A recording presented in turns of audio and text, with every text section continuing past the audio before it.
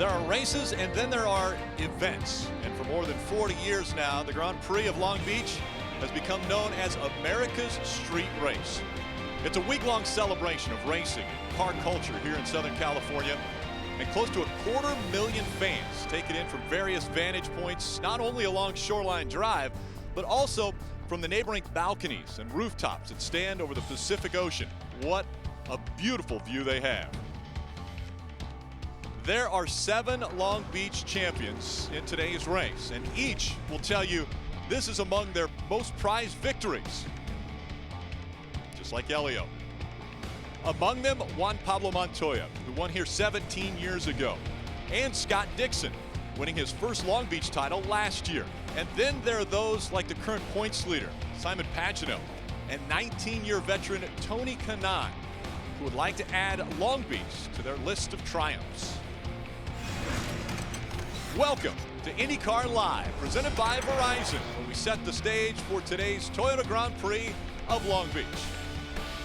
Hello everyone, I'm Rick Allen, thrilled to be above the front stretch along Shoreline Boulevard for one of the legendary races on any motorsports calendar. Yes, a lot of minds are on the 100th running of the Indianapolis 500 just over a month from now, but ask any of the 21 drivers racing today or any of the dozens of racers here to celebrate their sport this weekend, and they will tell you Long Beach is a major, a grand slam, one that's not only nice to win, but important to win. Long Beach is not Monaco, but just like Monaco, Spa, Monza, or Indianapolis, when you mention Long Beach, it certainly holds its own place in racing history. And for one weekend, every April, it's a perfect mix of sun, speed, and stars, unlike anywhere else in the world. It's a busy starting grid, Marty Snyder, and already it's been an eventful Long Beach weekend. Well, Rick, it's a beautiful day here in Long Beach. The atmosphere is incredible, and as you mentioned, it's been an eventful weekend. Qualifying yesterday was eventful, to say nothing less. Here's what happened.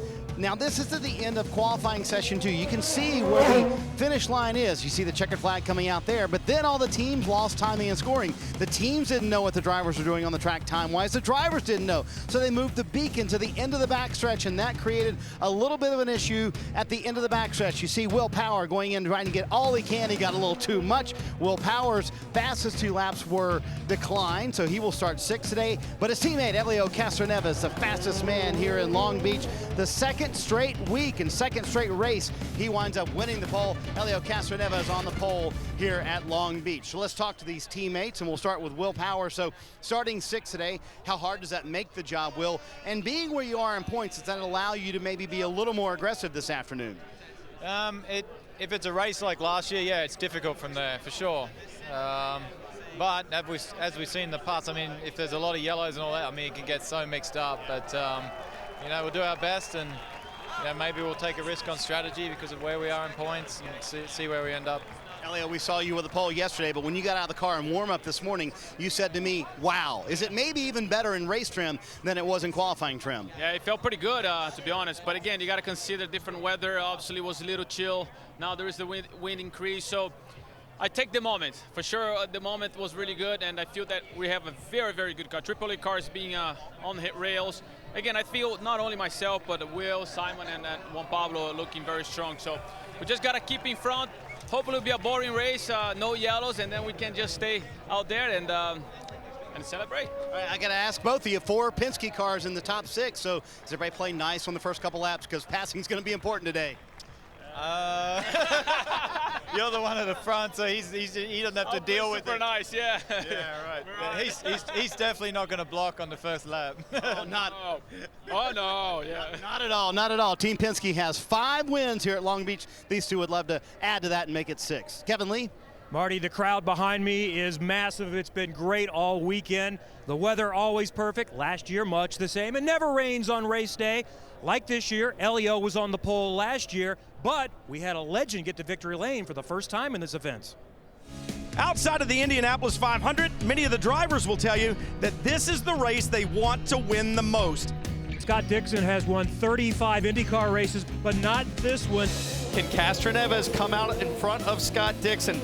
It's going to be close in 1. Dixon in the red, Castroneves no. That could be the move that wins Scott Dixon the Long Beach Grand Prix.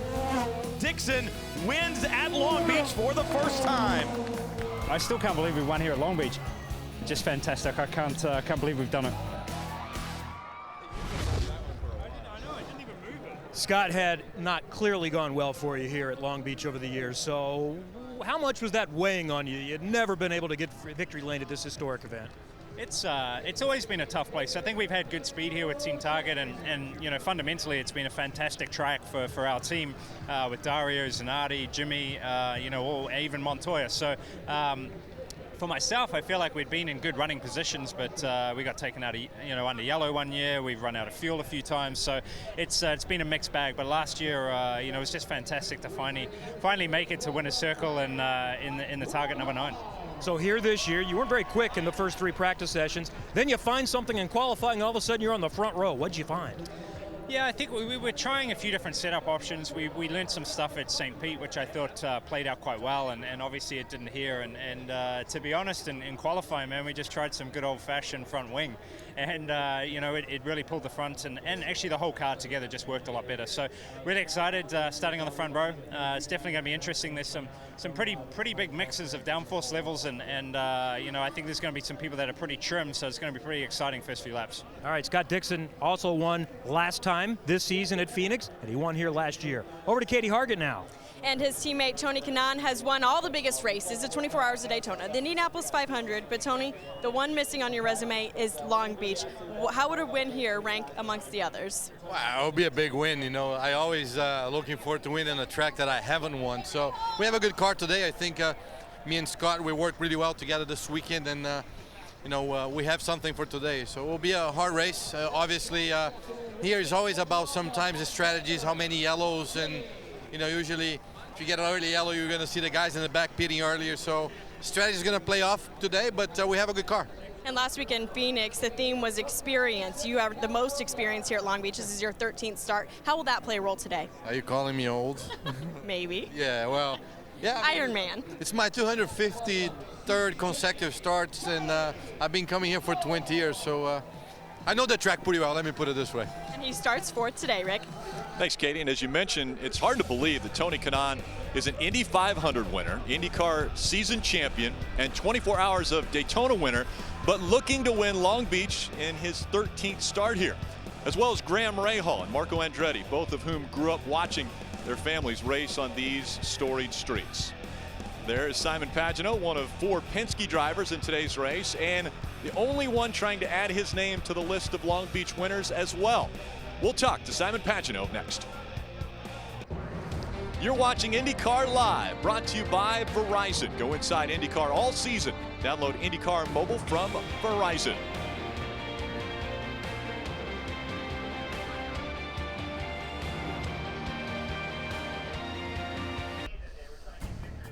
And welcome back to the gorgeous Long Beach, California. No venue more beautiful than this setting right here in downtown Long Beach. Each day during Grand Prix week starts at dawn and goes well past dusk. No shortage of activity on and off the track. And this year, the week kicked off earlier with a special event at the Peterson Automotive Museum in Los Angeles, featuring the 5 racers with the most career IndyCar wins.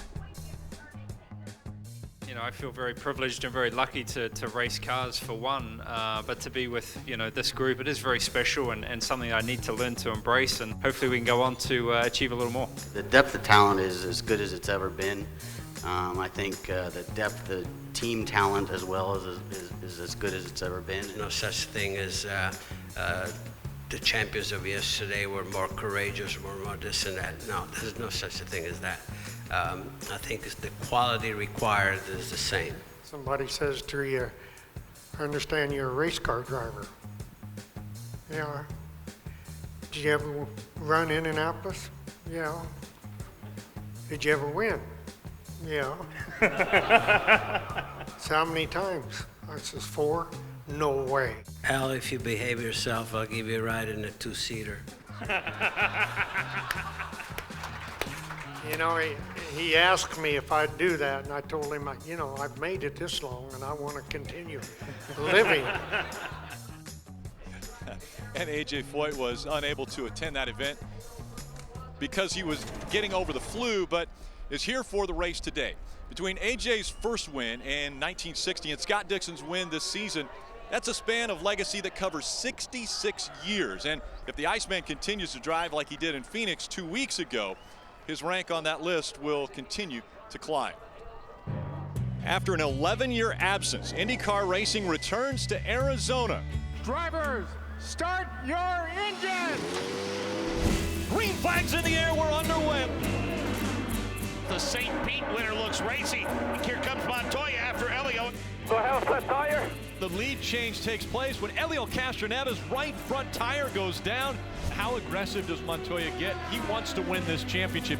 Lost it a year ago, wins the first race at St. Pete, now in a position to where he could potentially win the second. Ooh, oh, there goes a flat tire. Montoya slowing on the track. He's going to come in. Flat tire. Exact same looking failure. This is unbelievable. Scott Dixon now finds himself P1. They call this guy the Iceman. Always puts in solid performances and never puts himself in a bad spot. 39th career win for Scott Dixon, his first at Phoenix. Ganassi Racing has never won here until tonight. It's awesome. And with the win in Phoenix, Dixon tied Al Unser Sr. for 4th all-time in wins and could hone in on Michael Andretti's win total by season's end. And with his back-to-back second-place finishes this year, Simon Pagenaud leads the point standings with the defending series champion right behind him. Ryan Hunter-Reay is the top Honda in 4th place, while 2014 champion Will Power sits in 12th, having missed the opening race in St. Pete. Here's Marty with points leader. Well, Rick, you see Simon Pagenaud's championship standings and obviously being the leader. I know we're just 3 races in, Simon, but that afford you maybe a little bit of the ability to be conservative today on a racetrack where it's very tough to pass. Yeah, it is tough to pass, but it's a long straight line here on in Long Beach, so it's a lot easier to pass than St. Petersburg. You can play the game of downforce versus drag. It's going to be interesting. I think you'll see a lot of different cars doing different things, so we might have a really good show because of that, and it's quite exciting. We'll see. You've been in many different series in your career, and I'm wondering, this atmosphere at Long Beach, you and I were just talking about it, it's really incredible. Do you get the sense this is one of the biggest races of the year? Yes, and more importantly, this year's been incredible. You know, Friday was unbelievable, super packed, and the crowd's already here, so it's great. You know, when you can, first of all, it's a great racetrack, beautiful area in California, so when you can have the crowds like this, it's even more challenging, you know, because you want to push yourself and do well. Truly is an unbelievable atmosphere. Our championship leader starts 3rd today. Kevin? The Long Beach is a very special place for Ryan Hunter-Reay. He not only met his wife here, but got the win that secured his place with his dream job, Andretti Autosport. What's it like? What's it feel like when you get to a race, an event like this with so much atmosphere? Long Beach is unreal. I mean, it's really tough to top it. It has the history, it has the atmosphere, it has everything about it. I love this racetrack. We've been struggling a little bit for grip this weekend. You know, our worst qualifying spot to this point has been 4th, but 11th, we can start from there. We can certainly make moves. I think we showed that last week at Phoenix. Yeah, certainly a very different perspective for you starting mid-pack. So you were going to take a little bit of a swing at it this morning. Do you think you have something you can race with today? I think the car was a bit better this morning. We found some things we were lacking, but you know, it's tough to make these moves on a street circuit. So we're going to have to be aggressive and really capitalize on pit strategy, things like that. It's hot today. The fans have turned out. Greatest fans in the world right here at Long Beach. So we're looking forward to it. It's a situation where you can really jump on some situations that like yellow's coming out at the right time. So we'll be on our toes. We'll be ready to go, and you know I'll be charging hard. He's a winner here. He's a winner at the Indianapolis 500. Ryan Hunter-Reay, Rick. And thank you, Kevin. And that's why Ryan Hunter-Reay is definitely one of the fan favorites. Ryan Hunter-Reay was fun to watch on starts and restarts in Phoenix, and today Ryan is the featured camera on IndyCar Mobile. Download IndyCar Mobile to access exclusive live in-car cameras, hear driver and pit crew chatter, and more only on Verizon. When we return, why this race means so much to AJ Foyt driver Takuma Sato, and a look at one of the most popular events of this Grand Prix weekend. That's next.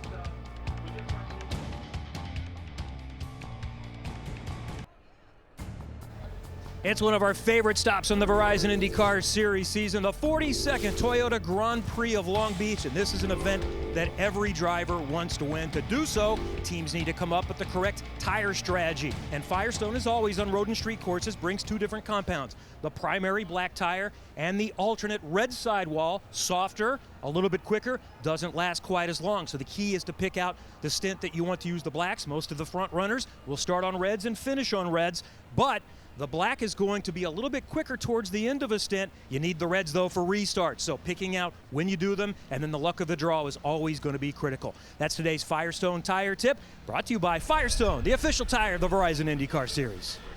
Thanks, Kevin. We're less than half an hour from the start of today's race when 21 cars take the green flag and battle over this 1.9-mile lap around 11 tight city street turns. 5 different teams have won the last 5 Toyota Grand Prix of Long Beach, including a popular win in 2013 when Japan's Takuma Sato won his lone IndyCar race to date. Long Beach. Wow, special moment, memories. For the first time, a Japan-born driver is going to win a major open-wheel race in North America. Takuma Sato, he is the winner of the Toyota Grand Prix of Long Beach.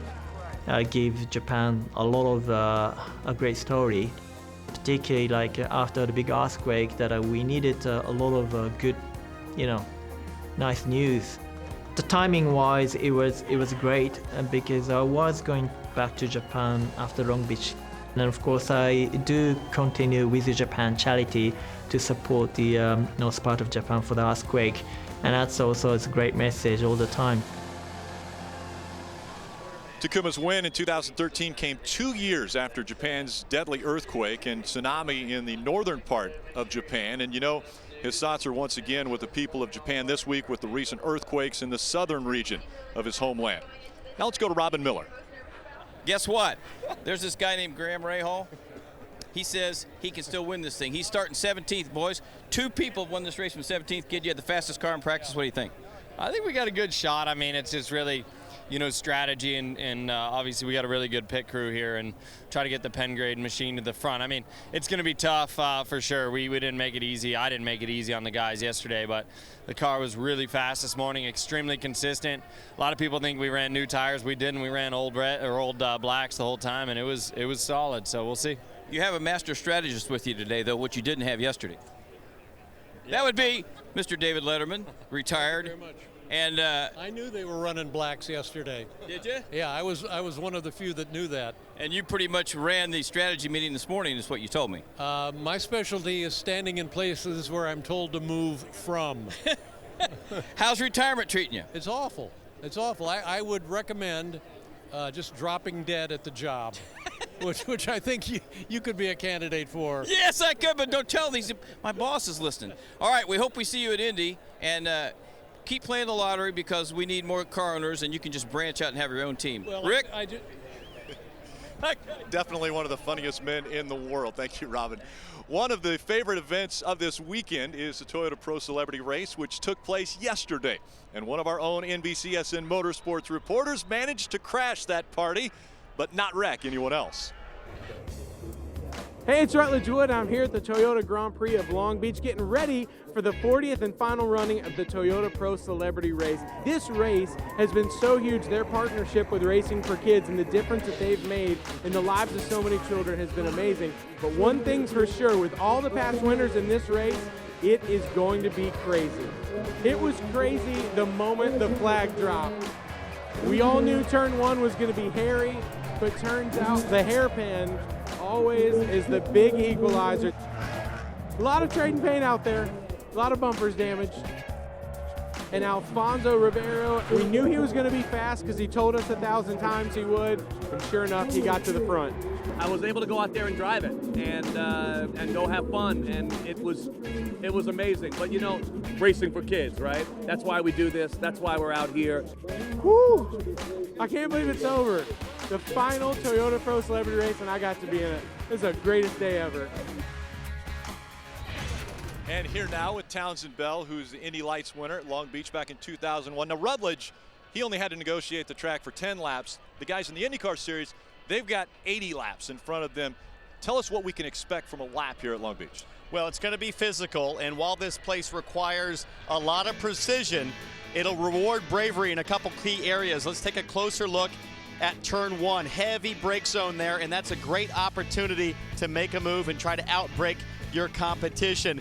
As we work our way around the circuit to the backside, a very similar situation going into what we call turn 9. This is a third gear corner, a little quicker across the apex of the corner, but also a pretty good brake zone, and you'll see guys try to make moves and pop inside as you go to the apex of turn 9. But Long Beach is famous really for one very unique corner, and that's the hairpin. Final corner, first gear, about 28 miles an hour across the middle, and you'll try to lay the power down smoothly as you come back to Shoreline Drive up to about 180 miles an hour.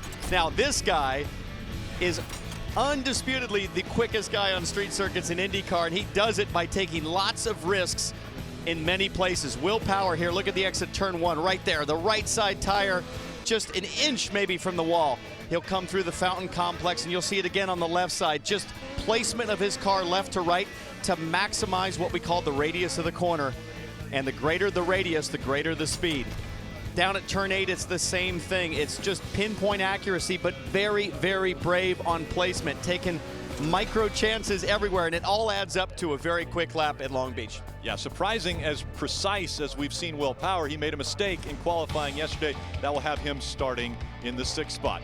You're watching IndyCar Live, brought to you by Verizon. Go inside IndyCar all season. Download IndyCar Mobile from Verizon. 4-time Long Beach winner Paul Tracy joins us when we return.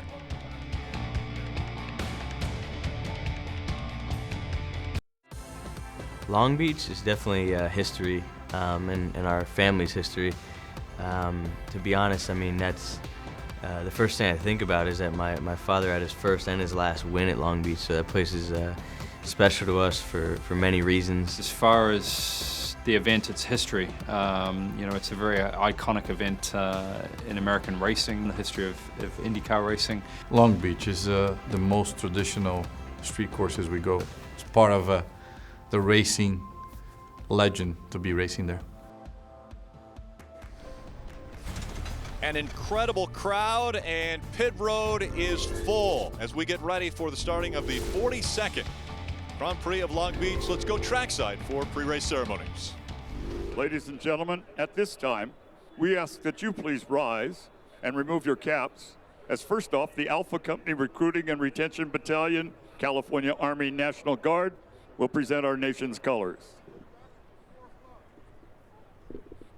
Please remain standing, as now IndyCar Ministries, Father Glenn O'Connor, offers today's invocation. Good and gracious God, we thank you again for this beautiful day, 42nd annual running of the Toyota of Long Beach. We thank you for so many people that bring this event together. Today we ask you to bless the competitors, all the drivers, the safety personnel. Keep everybody safe today. And as always, as we pray, watch over the men and women in the service of our country. All this we ask through Christ our Lord. Amen.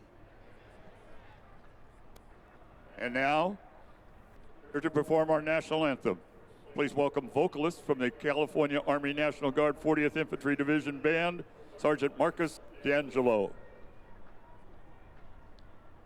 Oh, say, can you see by the dawn's early light what so proudly we hailed at the twilight's last gleaming, whose broad stripes and bright stars through the perilous fight o'er the ramparts we watched were so gallantly streaming, and the rockets' red glare, the bombs bursting in air, gave proof through the night that our flag was still there.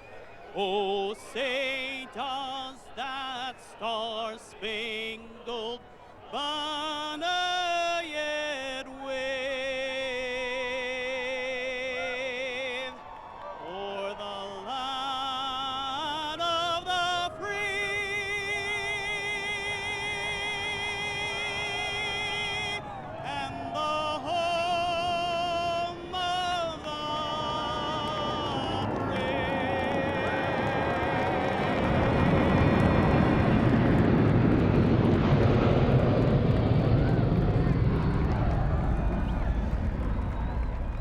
And that is a massive airplane. The goal of every driver in the field today is to end up in victory lane.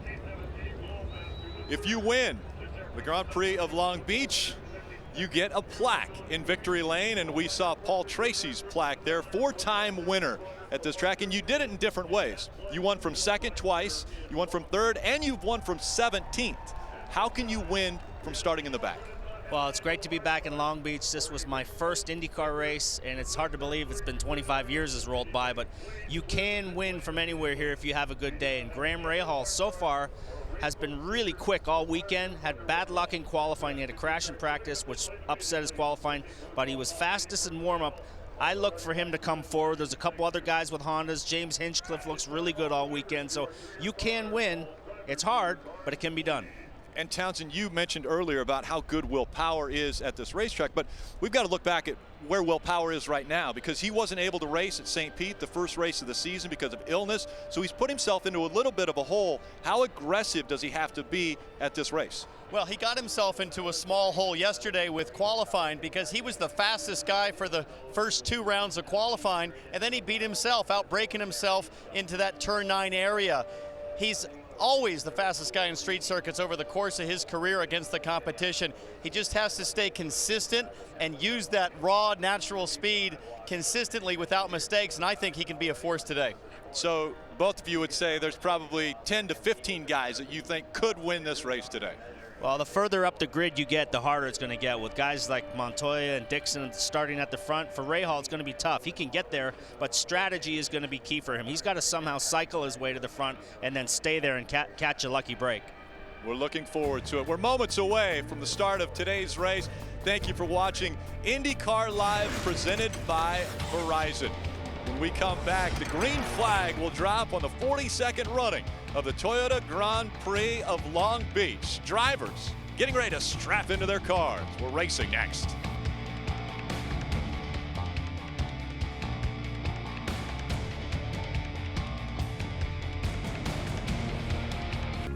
Welcome to Long Beach.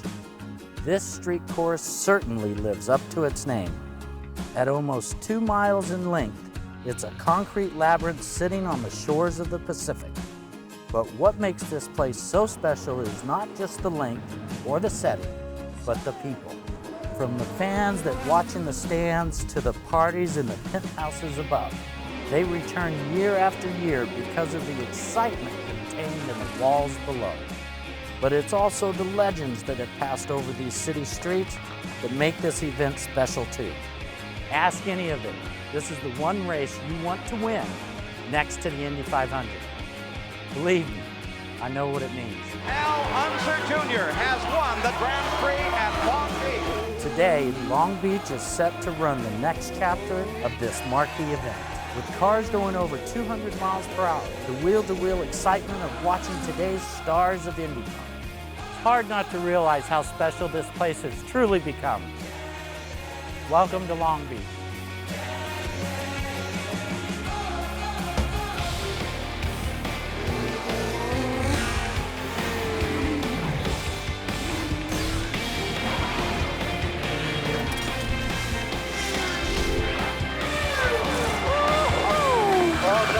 Well done, boys. That was a sweet way to win.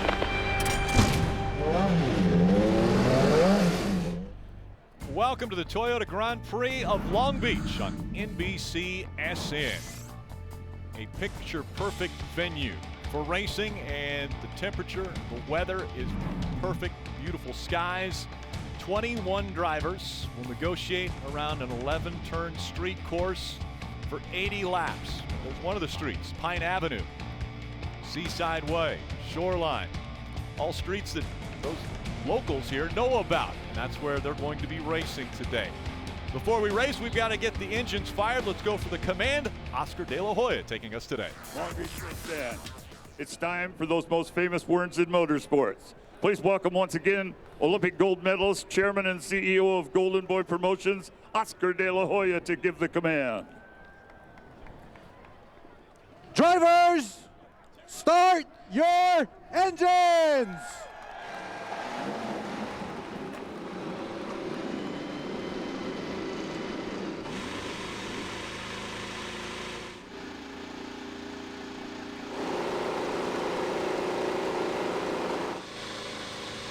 Engines have come to life, drivers strapped in, and Paul, they're in their office now. You've experienced this, the pageantry, the celebrity.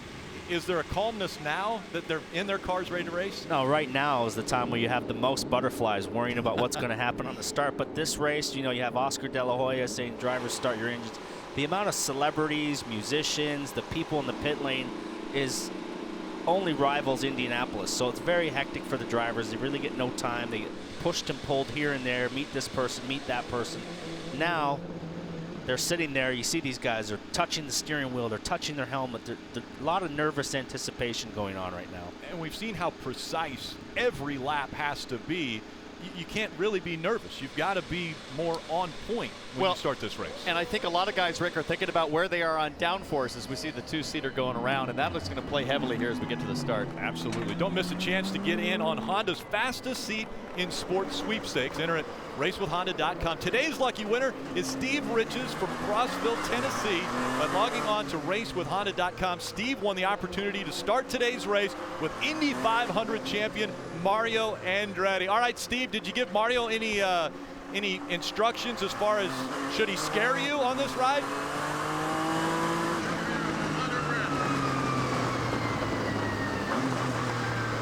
Are you still catching your breath, Steve?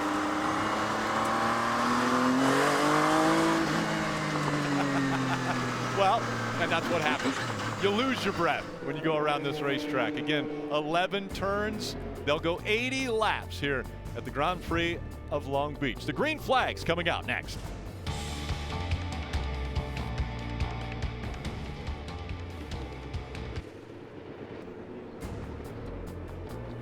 Welcome back to Long Beach. Cars warming up the tires, the engines, the fluids, getting ready for the start. And let's take a look at how they'll line up. The Mother's Polished starting grid. In the first row, Helio Castroneves with his third Long Beach pole, and Scott Dixon, he actually started third last year on his way to the win. Two drivers that have never won in row 2, Simon Pagenaud, Tony Kanaan, Juan Pablo Montoya, Will Power, both have won. James Hinchcliffe and Takuma Sato back in row 4. Row 5, Josef Newgarden and Carlos Munoz, he was third in 2014. Ryan Hunter-Reay, Luca Filippi in row 6. Row 7 sees rookie Connor Daly, Sebastian Bourdais, Charlie Kimball, and Alexander Rossi, another rookie, both from California in row 8. Graham Rahal, Mikhail Aloshin in 9. And 10, another rookie in Max Chilton and Jack Hawksworth. At the back of the field, Marco Andretti. Riding along with a few different drivers, Graham Rahal has the Pengrade motor oil onboard camera in that number 15. James Hinchcliffe with the Lucas Oil on board. Will Power, he will carry a camera as well in the number 12. Tony Kanaan with the NTT Data, number 10. Simon Pagenaud and the Verizon on board in that number 22. And Ryan Hunter-Reay with the Verizon streaming. You can download IndyCar Mobile to access exclusive live in-car cameras, hear driver and pit crew chatter, and more only on Verizon. Let's go to pit road and Kevin Lee. Well, next to the Indianapolis 500, Marco Andretti says there's no other race he wants to win. Everybody wants this race, but his family. Michael on his stand won 2 times. Mario, grandpa, won 4 times, but he's got his work cut out for him. Starting last, but he did find something in practice today. If they get a break, they can race with the leaders. Robin Miller?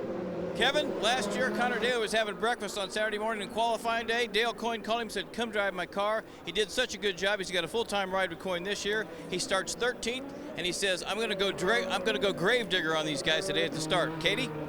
James Hinchcliffe is the top Honda on today's grid, starting 7th, and Hinch told me his car just rolled off well, so they've been able to focus on little things to pick up the speed. And even though he just barely missed the Firestone Fast 6, Hinch is looking at the positives of that, like starting on the clean side of the track, having an extra set of sticker reds, and getting a few guys on the start. Marty?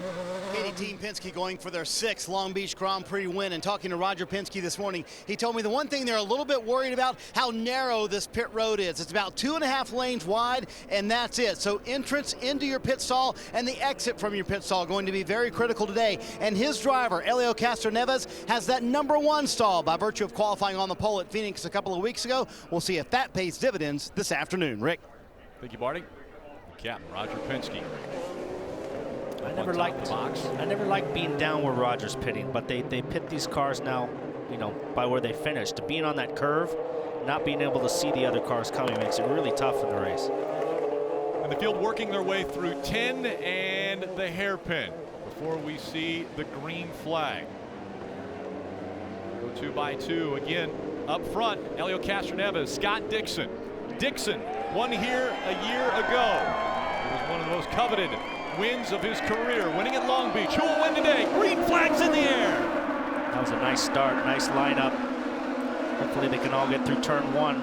Tony Kanaan trying to make some moves early. Not able to get by Scott Dixon. Dixon tucks in behind Helio Castroneves, and they make their way into 2.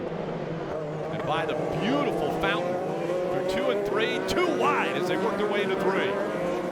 Jockeying for position going into turn 4.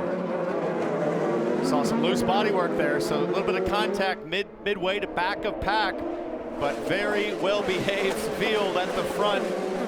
And we've got problems with Marco Andretti already. Andretti back under power.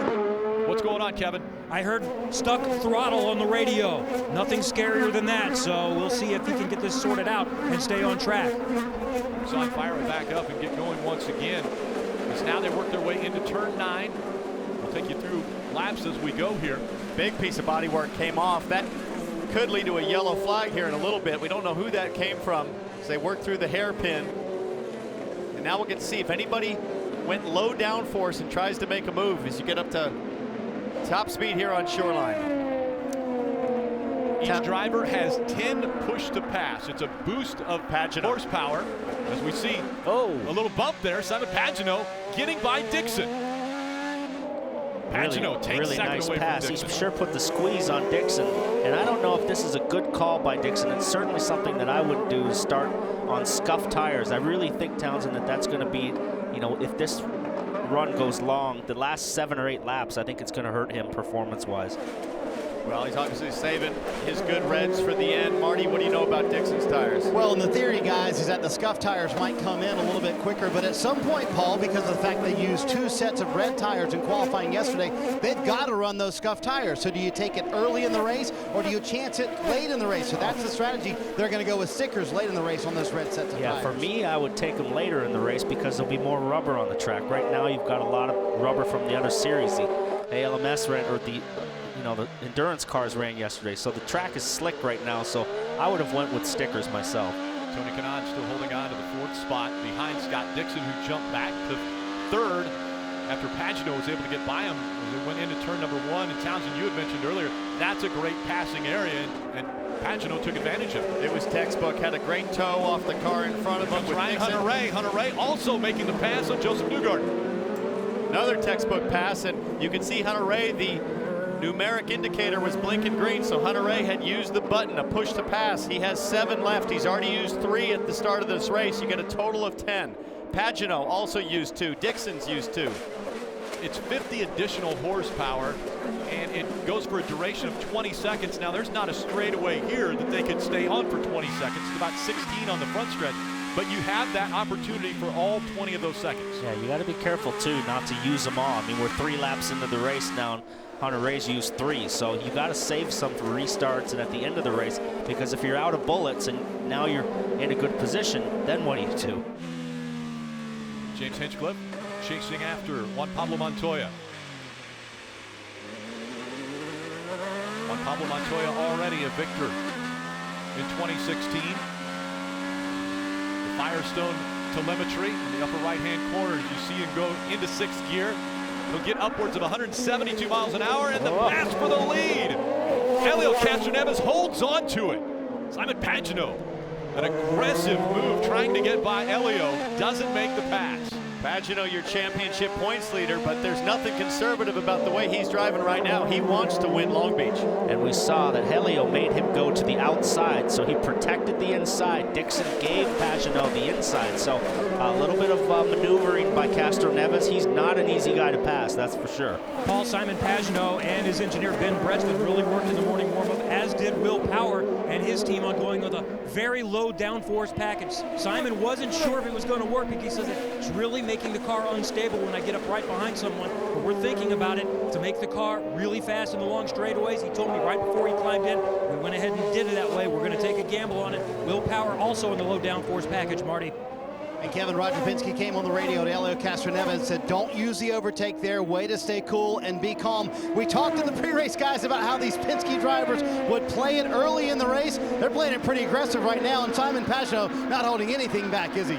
Fascinating to watch Penske racing right now this early in the season. All four of these guys capable of winning races and championships. They all four want to establish themselves as the championship leader. Montoya had some bad luck at Phoenix, and Pagenaud right now is saying, hey, if I can win this Long Beach race, maybe the rest of my teammates are going to start supporting a charge for the overall title. I highly doubt that's going to happen. If we judge off of last year, we had all four Penske guys battling each other last year in the championship and tripping over themselves, and that allowed Scott Dixon to win his 4th championship. But you know, Pagenaud's got the bit between his teeth. He knows with that low downforce, if he can get in front and get some clean air over those wings, he'll be in control. Well, Castroneves right now being stingy with the push to pass. He's got 9 left, as you said. That's 450 horsepower in the bag. Still hanging on to it. Helio Castroneves able to set the pace also, and that could become important as far as pit strategy, fuel strategy for these drivers. As Castroneves continues to pace the field, this is the 5th time in 12 Long Beach starts Helio Castroneves has been out front. You're watching NBCSN's coverage of IndyCar, brought to you by Toyota. Let's go places. And by Pengrade Motor Oil. Make the grade.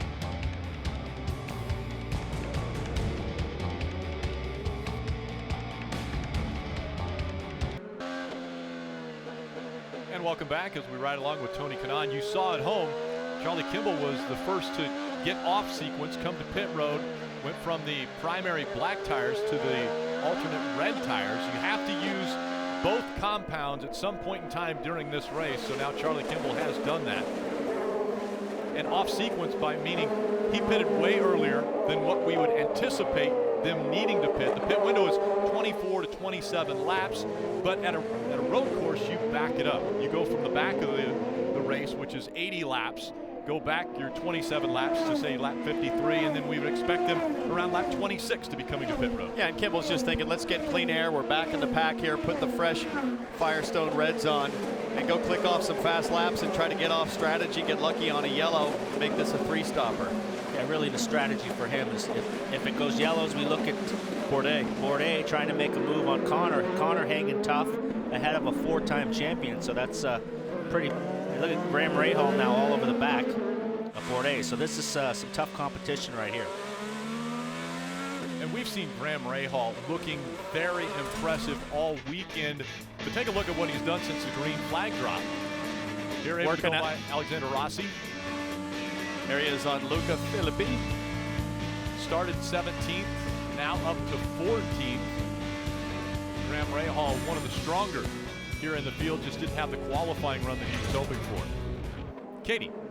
Yeah, and coming back up through the field is something that Graham Rahal is quite used to. If you remember back to Phoenix, he was the biggest mover there, improving 14 positions. If you go back to 2015 and look at his 2 wins, in Mid-Ohio, he started 13th and won. Fontana, he started 19th and won. So he said today the team is confident that they can come back up through the field again. Rick? Thanks, Katie. Yesterday, after qualifying, he was disappointed. He was very disappointed after he got out of the car, talking to Katie yesterday in qualifying. That was not what they were anticipating. Yeah. They thought they could start definitely quite a bit closer to the front. Last year, he was one of the guys that just never gave up. As we see Hawksworth in the pit. Katie got him down there. Yeah, Jack Hawksworth was really frustrated this weekend. He was fast, and they went the complete opposite direction in qualifying, put him deep into the field. So he wanted to pit early to hopefully cycle through to the front later. Rick? Thanks, Katie. Now they'll have to. He's got to go 55 miles an hour on pit road here, but then when he comes out, there's a blend line. He can't come right out onto the racetrack because it's right at the entrance to turn 1. So he'll have to come out, stay in the blend area before he makes his way because the pack is going to be coming behind him. Yes, super long pit lane, takes a long time to get down here. Now he's back up to speed. He'll cut 2 wheels over the yellow line, and away he goes. The leader is now just coming out of the hairpin, so he was able to stay on the lead lap. Now if it goes yellow, he's pitted, and that'll put him at the front of the field. So that's what they're gambling on. Sometimes it works, sometimes it doesn't. But you know, here we are back to the leader Townsend. He's pulled out a little bit on Pagenaud now. It's kind of status quo now. Yeah, things starting to stretch out just a little bit as a lot of these guys start to think about fuel mileage. We're on board with Hinchcliffe as he works through the fountain corner. It's so close. They're so close to these walls. You mentioned it earlier with Will Power, how tight and how precise they have to be with every turn. And guys, you were talking a moment ago, Townsend, about the fuel mileage, and that's starting to creep into the picture for everybody. Roger Penske has reminded Helio Castroneves a couple of times of where he needs to be on his fuel number. That's a number that pops up on his steering wheel. He needs to hit that fuel number every lap. They're trying to save so they can get to about lap 25, 26, as Rick mentioned a moment ago. And I think that's what happened a moment ago. Helio was saving a little bit of fuel. His teammate Simon Pagenaud caught him a little bit, and that's also why Roger Penske said, hey, don't use the push to pass right now. Just keep the lead, keep that pace, and you can kind of maintain that gap, can't you, Townsend, and save fuel at the same time when you're the leader. Yeah, we've got 80 laps to run here, so you're going to have to go 27, 27, and 26, assuming no yellows, as we see Juan Pablo Montoya work his way across start and finish. Now, I'd say so far this year, guys, Montoya has been the measuring stick, and didn't have a great qualifying session, got caught out by his teammate Will Power with the red flag, but he just seems so confident, Paul, at every track we go to now. I think he knows I can win everywhere.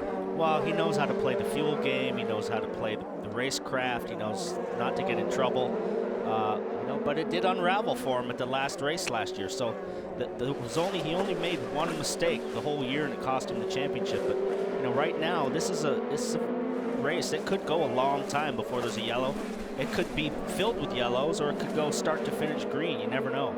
Takuma Sato, they're the 14 former winner. And his only IndyCar win came right here at the streets of Long Beach. And these two Hondas, this is your first two Hondas in the field with Hinchcliffe and Sato. Both guys there have only used one push to pass. I'm guessing that would have been on the race start. So they've been pretty stingy too, saving that for later on in the race, potentially for a restart mid-race.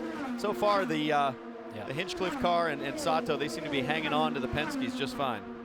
And a very clean race early on here. We haven't seen any bumping. We haven't seen too aggressive a passing. Give us time. Give us time. This is IndyCar. This is a street race. It'll get crazy later on. Kevin? Max Chilton, the rookie, former Formula One driver, is going to opt for the three-stop strategy unless there's a huge amount of yellow, but this is most likely a three-stop strategy. He's getting a little more comfortable every single week. And this is a track he's actually been to. He finished 5th here last year in Indy Lights, so they really found something in the morning warm-up, and he's hoping he can race with people, but he's running 18th, so that's why they went for the third-stop strategy.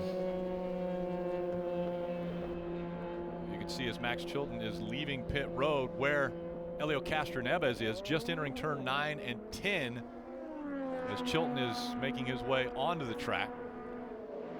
And at our last race at Phoenix, it's a disadvantage if you would have pitted and then the yellow comes out because how short the track is. Here it's just the opposite. If you were to pit and a yellow comes out, it's an advantage because then everybody's going to cycle through and you didn't go a lap down. So doesn't look like much risk of a yellow, but anything can happen, especially as the tires start to wear, which is an issue for guys that have started on scuffed reds. That's Dixon, Hinchcliffe, Sato, Hunter-Reay. As we get to about halfway through the stint here, these hot temperatures, track temp is about 120 degrees, it really starts to work those red tires over a stint. And right now, everybody's just really kind of fuel mileage racing, trying to stretch the run as long as they can go. Guys like me typically would get impatient sitting here and waiting and start pushing the envelope and like, okay, I'm tired now. I'm gonna bump you out of the way to get by. So later on in the race, it's gonna get much more aggressive than what we see right now. You're gonna see guys pushing and shoving as we get further into the race. I think in Southern California, that's referred to as riding dirty. That's right. Or on the 405. And here we go. We've got a move here. Newgarden trying to work Hunter-Reay. Hunter-Reay getting defensive there, driving up the right-hand side. Now that is allowed. He's being proactive, driving the right-hand side, taking the brake zone away from Newgarden. See what happens here on Shoreline. And guys, I think you're right. Everybody's sort of playing the fuel game, but they just told Josef Newgarden on the radio a moment ago, listen, Ryan is complaining about tires, the guy in front of you, Ryan Hunter-Reay. So they told him to go into attack mode. Obviously, Josef Newgarden adhering to that, and he told me all weekend long, we've been very good on old tires. That's where I think we'll be able to pass people in this part of the run from the middle on. I talked to Hunter-Reay this morning. One of the things he was complaining about is that he really didn't feel like his car was riding down in the track. He feels like he's kind of up on the bumps. They haven't quite been able to hit it right on setup. And now, as again, the tires wear, that becomes a bigger issue. And Hunter-Reay's hanging on. He's got a whole train of guys here, all aggressive guys wanting to get by. So this is going to be tough work. If he gets freight trained by Newgarden, it can really free fall him and lose a couple more positions. And if you're Newgarden, you're now almost 11 seconds back of the leader. So, you know, saving fuel is all well and good until you feel like the race is starting to go away from you. So the sense of urgency will grow as the gap to the leaders grows. Pagenaud, Power, Montoya all just ran their fastest laps of the race. So those that are thinking about fuel mileage, we've got some other drivers that are getting aggressive down the middle of this run. Kevin? Michael Andretti calling strategy for Marco. You're not coming in early on a 3-stop strategy. What's the game plan to try to make up some spots from the back? Yeah, we're talking about that right now. But we had a problem with Marco at the start when the engine quit going into turn 1. He had to reset all the electronics, so it was a little disappointing. But you know, we'll see. We're going to need a yellow here to change things up. And they've been pushing a little bit early. It was saving fuel. About 5 laps ago, Michael said, go ahead and turn it up, try to catch up. We've got to catch up with the pack and try to then hope for a yellow. Now, Michael knows better than anyone. You can be at the back at this race and end up at the front. He did it back in 2002, I believe. He was the slowest car, frankly, that weekend, but smart strategy got him to the front. You know, Rick, it's, you know, we're talking about lap times, about the front runners saving fuel and making good lap time. You know, these guys are so good at that they're able to keep the tire within a good temperature range, not use fuel, roll the corners with speed, brake late, roll off the gas, and make lap time by not driving the car all the way into the corner. And that's what makes these guys the best in the business. They're just that, and Helio Castroneves wants to be the best at Long Beach, which he has been before. Won this race back in 2001 and has led since the drop of the green flag.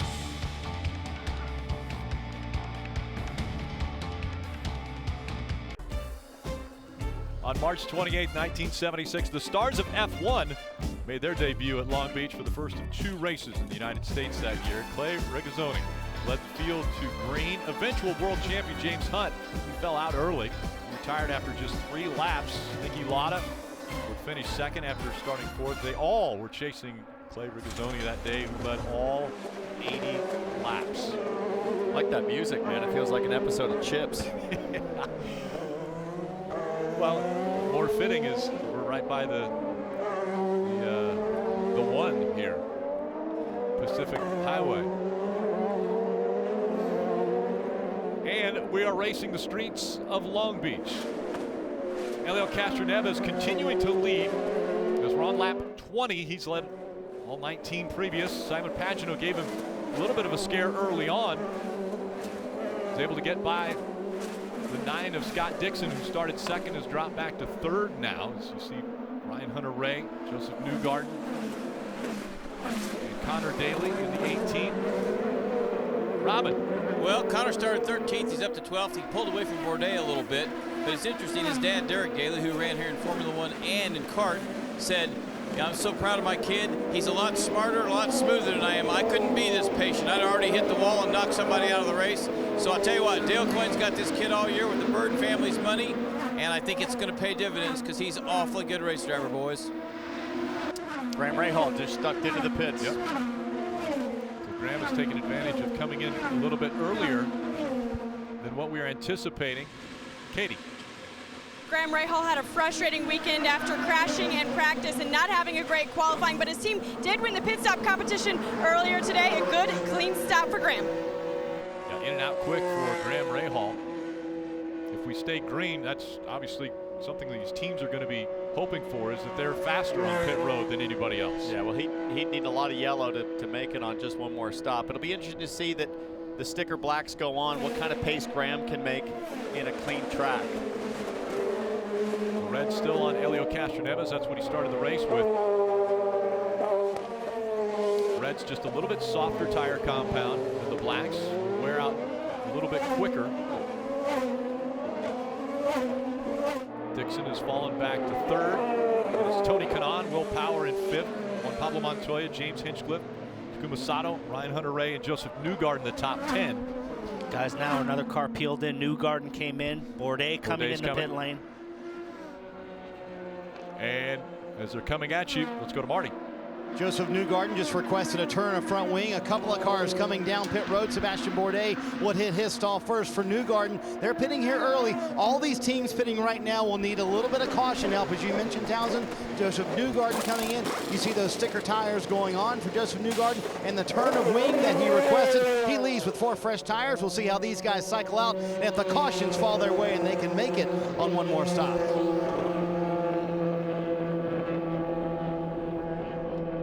That's the big question, is will the cautions make their way, fall their way for them?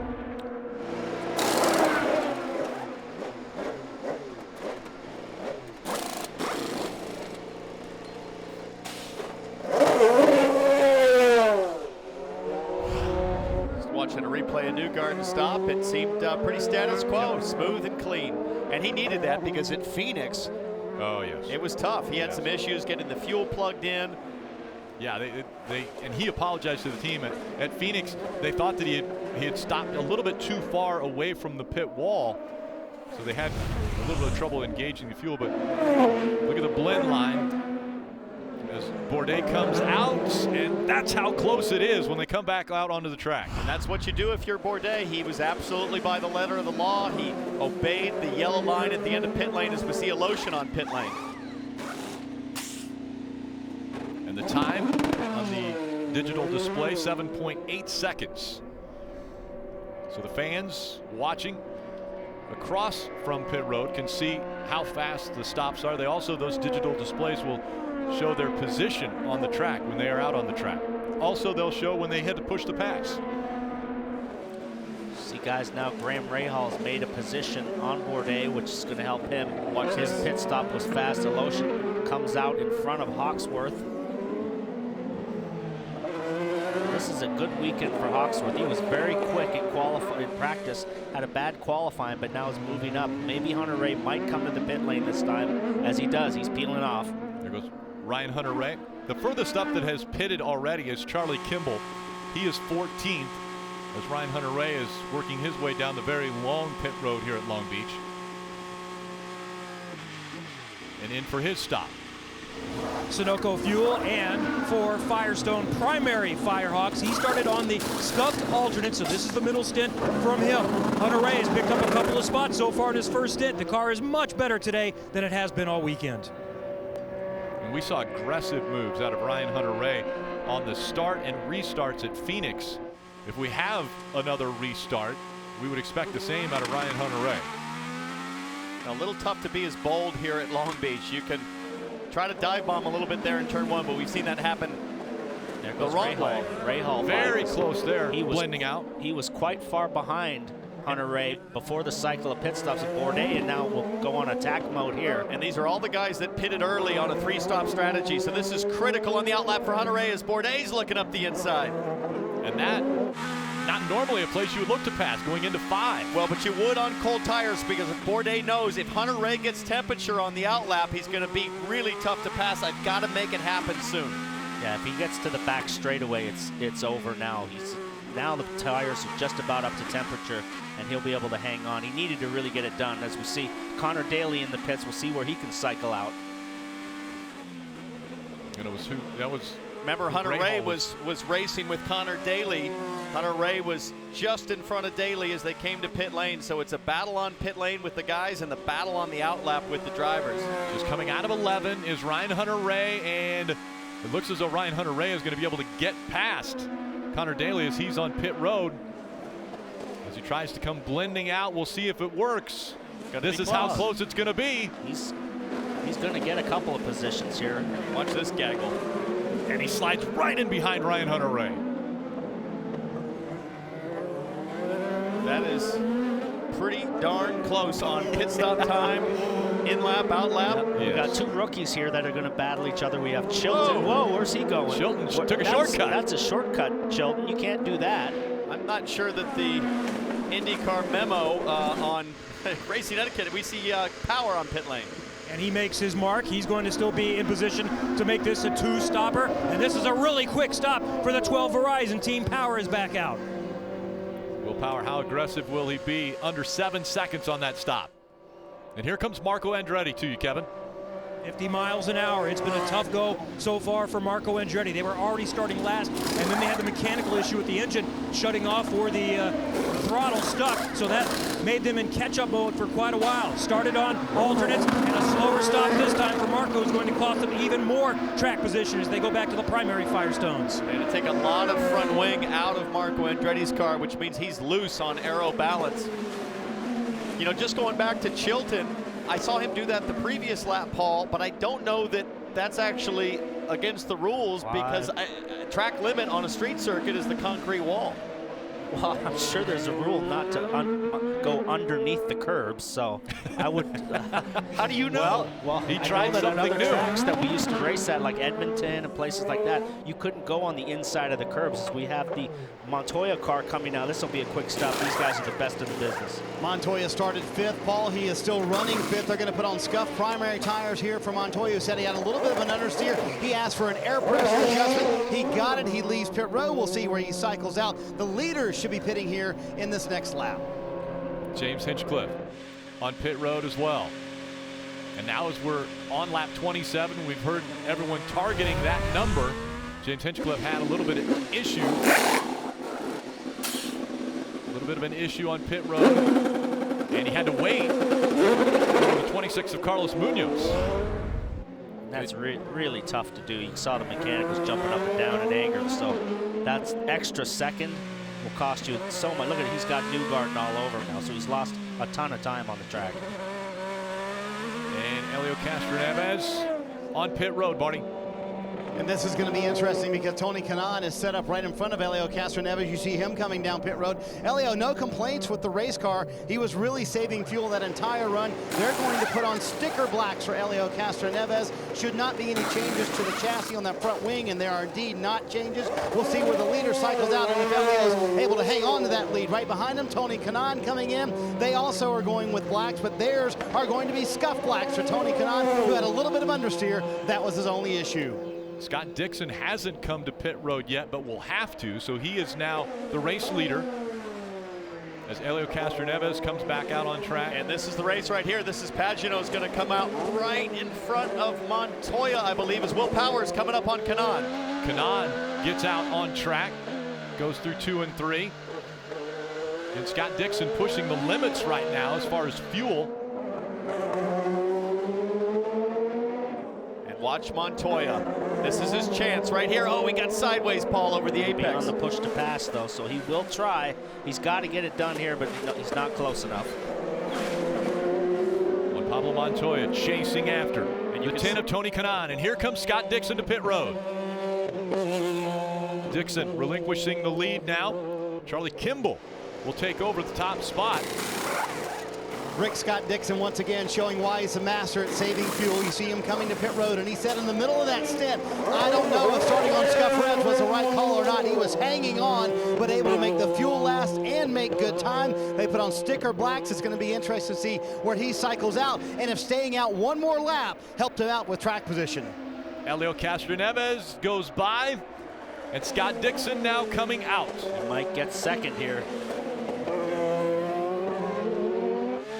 Very close there. He gets just in front of Simon Pagenaud. He's got to make that car very wide now, but this is going to allow Castroneves to really streak away and build a big lead. Charlie Kimball on a different pit strategy. Remember, he came to pit road on lap 6.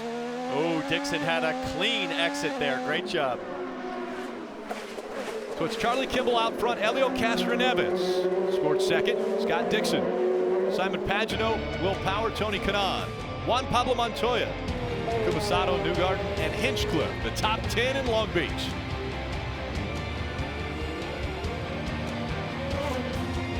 Welcome back to the 42nd annual Toyota Grand Prix of Long Beach, where Helio Castroneves is leading. we want to wish Dan Gurney a happy birthday because 85 years old on Wednesday, and it was a wonderful collection of people that were there. Danny Sullivan drove up, Bobby Rahal, Dario Franchitti, and there you can see Dan with his son, Alex, some of his old mechanics from his Eagle days. His son, Justin, prepared his 1967 Eagle and gave it to him, along with the car that Jimmy Clark drove, and there's Dan's car right there. One of the great things of all time is Dan Gurney, one of the great men, one of the great innovators, and he's the reason we're at Long Beach, folks, believe me. Yeah, Robin, he never raced at Long Beach, but it's because of Dan Gurney that we are racing at Long Beach right now.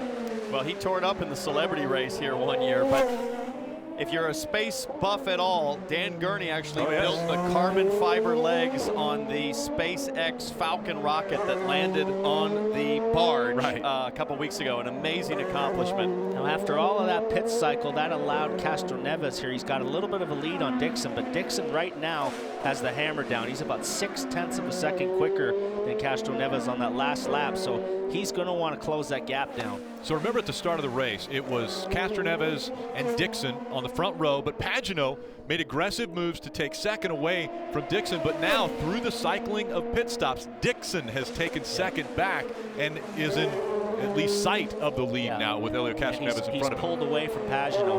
Pagenaud's all over him on the outlap. He's pulled the gap as we see Hunter Ray and Charlie chasing after him. He's moving his way forward now with that alternate strategy. But Dixon now has got to put the hammer down and chase down Castroneves. Charlie Kimball on Firestone Reds, Hunter Ray on Blacks, and Hunter Ray has been struggling on that first stint, so it's going to take everything he has to hold off Kimball on fresh red tires. And amazingly, here comes Charlie Kimball looking to the inside of Hunter Ray, but Charlie Kimball started the race 15th, went on a different pit strategy, and is now running 15th again. That push to pass, you can see it, PP. It worked. On the side of the car. He was by him, Townsend, by half straightaway. Yeah, massive boost when you use the button there. Kimball currently has 3 left, so he's burned 7. And that was his 8th. Kimball's got 2 left. And again, in the field, the person with money in the bank on the field is Helio Castroneves. Just cut that corner again on the inside. You talked about the rule book earlier. You've never read a rule book in your life. He just completely went on the inside of the curbs and gained a huge amount of time on Hunter Ray. So, I mean, I can't see how that's allowed. He may have not read the rule book, but I'm sure officials have definitely told him about it. Take a look at Max Chilton cutting the corner. Well, I think it's at least 3 times. Let's watch him here on Connor Daly. I'm just gonna, it's clever. I mean, I can't fault do that in qualifying if it's allowed, because it's way faster. So I can't see how the series is allowing But how do you know that the series hasn't seen that yet? Maybe that's the first time anybody's tried it. Yeah, I know. I've seen it. I've seen it for the first time. already. But listen, maybe they've lost their chance to make that warning. That's the 3rd time he's done it. We've heard nothing from race control. Oh, he's on the push to pass. Here comes Max Chilton, wheel to wheel, with Brian Hunter Ray not able to make the pass See in if one. he makes that shortcut again. Yeah, we're coming to it. 2 more corners. Let's watch. It's be a great view here from behind to see if he does it. This is 4 coming up on 5. Let's see if he does take the shortcut. No, he likes to mix it up and keep him guessing.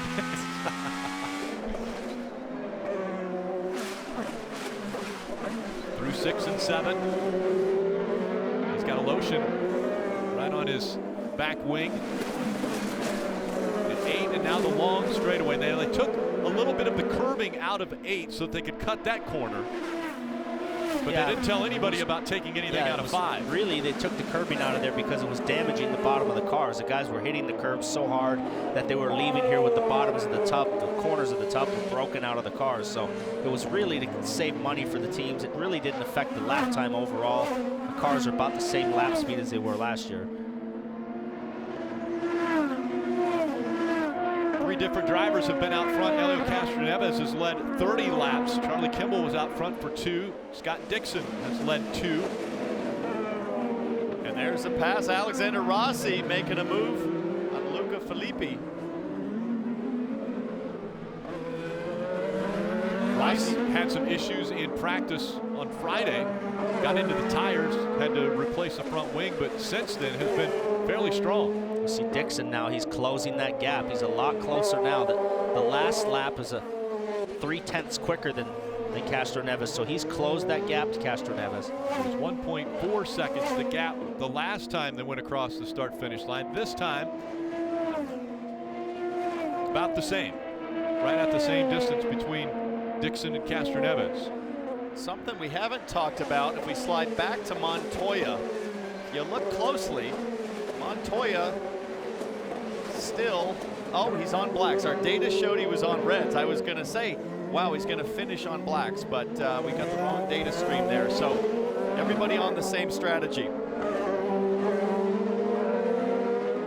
Sato just back behind Juan Pablo Montoya. Katie?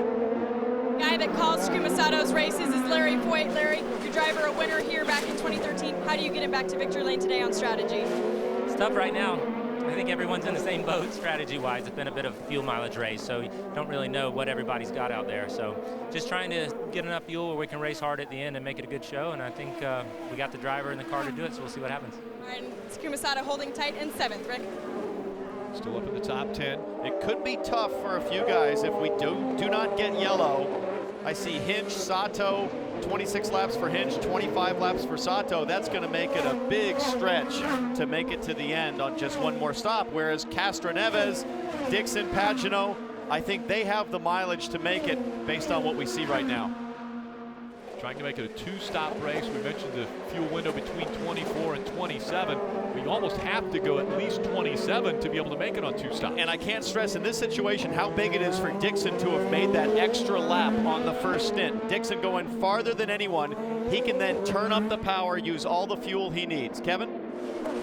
Really talking about Max Chilton to make sure that he hits his marks. You can't hitch the inside fuel guy. This is also a challenging pit lane because of the angle. It's tough to get the fuel hose and the Buckeye secured properly, and the inside rear has the toughest because of the angle here on pit lane.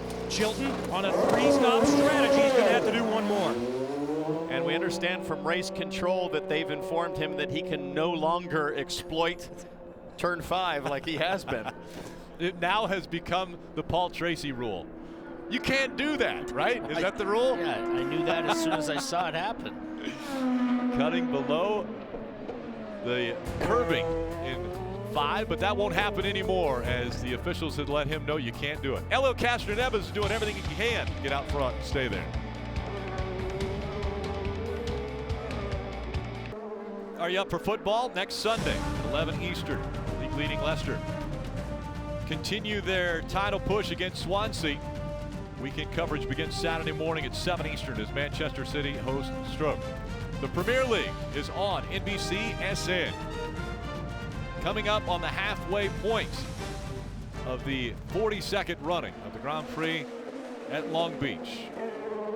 Out in front, it's the 3 of Elio Castroneves. Let's go through the field. We'll start with Marty Snyder. Rick, you know, it's funny talking to Elio Castroneves earlier this week, and he told me normally Juan Pablo Montoya is off on his own island setup-wise, and we kind of make fun of him a little bit. But this weekend, we all went to Juan Pablo Montoya's setup because that helped us so much. It's going to be interesting to see this battle at the end of the race between Elio and Scott Dixon right behind him. For Elio, he has scuffed reds for this final stop. Scott Dixon, he will have a set of sticker reds for the next stop. That's going to be interesting to see how all that plays out.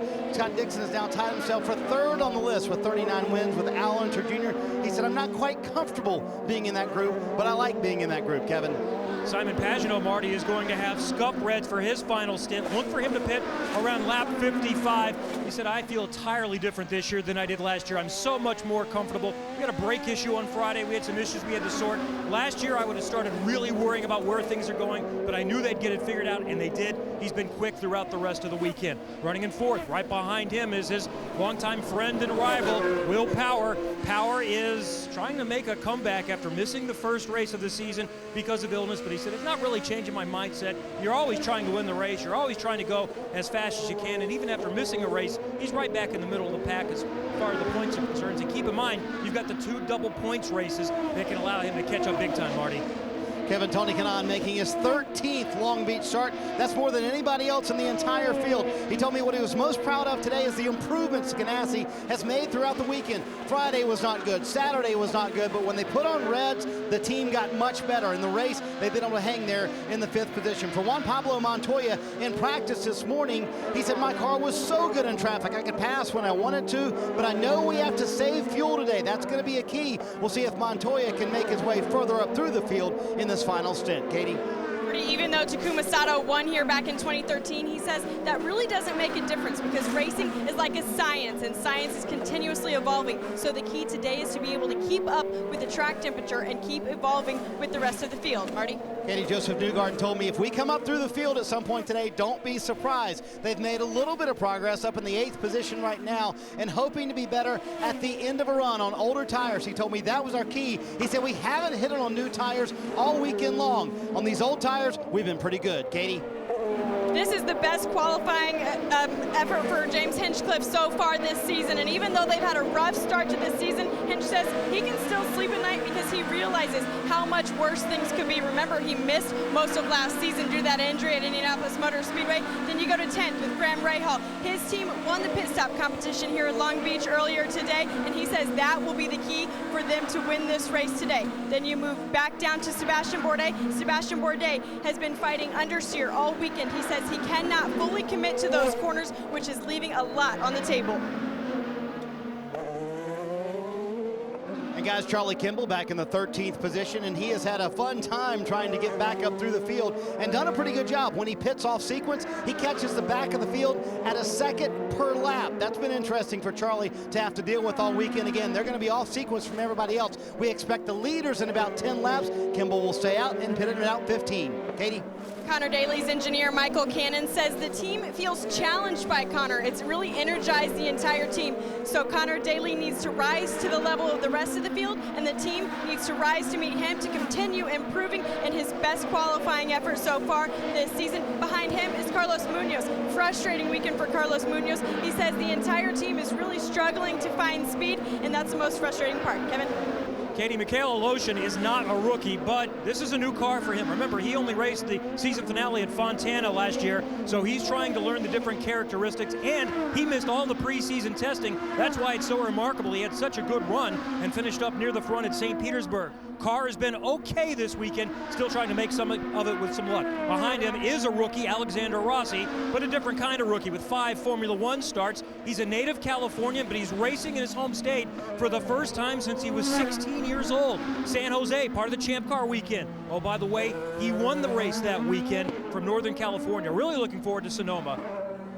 Filippi qualified 12th. That's his best effort so far this season, and he said now that the team has proved that they have pace, they need to stop going off strategy and just try to keep up with the rest of the field. Kevin? Marco Andretti is just simply trying to salvage something today. It's been rough sledding after they had the engine issue shutting on and off in the opening, and trying to stick to a 2-stop strategy. It's going to be tough. They're going to have to save some fuel a little bit in that United Fiber and Data Color car this weekend.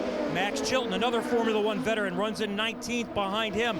We've seen some interesting lines from Max around the track. He's been running quick, he's been aggressive so far, and he is getting better and better with each and every time he's on the track. Now Ryan Hunter-Reay has fallen back to 20th. Just a few laps ago, he radioed in and said, I almost crashed, we've got to pit. So they've had to abort the traditional 2-stop strategy.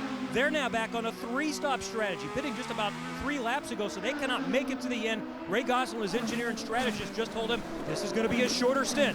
We'll come in pretty soon. Jack Hawksworth was fast in practice early this weekend, and then the team went the complete opposite direction on his qualifying setup, and he didn't qualify well. Jack said that AJ Foyt told them they needed to work back through the weekend to figure out what went wrong, and they still can't quite figure it out. Rick? Great job, guys. 21 cars. We got through all of them. Helio Castroneves continuing to lead. There have been 3 caution-free races in Long Beach in 85, 87, and 89. We've gone through the field. Helio Castroneves about 7 laps away from having to come back to pit road.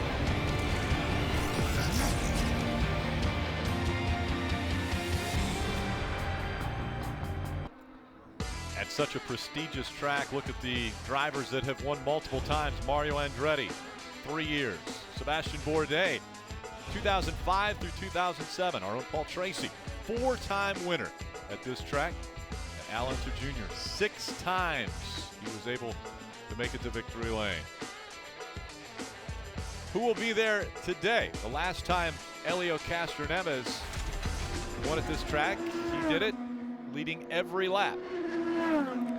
As we see Dixon take a look in the mirror, he's chased down Castroneves, and I got to admit I'm wrong, Townsend. I thought it was a bad move going on those scuffed tires at the beginning, but he went a lap further than everybody, made better fuel mileage, and went further as we see Graham come in. Katie?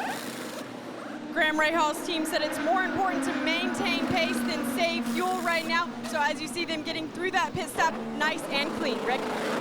Yeah, quick stop for Graham Rahal. But they need to make up some ground, and it's going to have to be on pit road if we're not going to get a caution. Amazing job by Rahal's right front tire changer. The wheel nut fell out of the wheel gun. Cool, calm, collected, just picked it up, put it on. They didn't lose any time. Sometimes when that happens, it all goes a little haywire. And you were just saying, Paul, you're right, Dixon went a lap further on the first stint. If he can do the same thing on the second stint, he'll have 2 laps of extra fuel in the bag and the benefit of sticker reds while everybody else will be on scuffed reds. Dixon will be a rocket ship at the end of this race. As we look from the helicopter here, the beautiful Long Beach racetrack, Shoreline Drive, massive crowd. Everybody loves coming here to the ocean and right by the beach. As we pass by the Hyatt right here, the iconic hotel in the center of the track. Beautiful, beautiful racetrack. Into turn number 1. And by, as you mentioned, beautiful and iconic, how about the fountain in 2 and 3? The Dolphins right in the center. All I can think about is where's my 12-year-old son? Who's here somewhere. And here comes Mikhail Aloshin. Kevin? The Russian has worked his way up to 14th position. He's going to need a lot of help to get home the rest of the way. 30 laps is highly unlikely unless you get some caution. Clean stop, Sunoco fuel for Mikhail Aloshin. Marco Andretti should be coming down too in just a moment at 50 miles an hour. Same scenario for Marco, and they knew this was going to be the case. Michael told him to go ahead and turn up the wick and don't worry about saving fuel early. We need to catch up after the early issues, but they're going to need a caution stint or 2 to be able to make it home the rest of the way.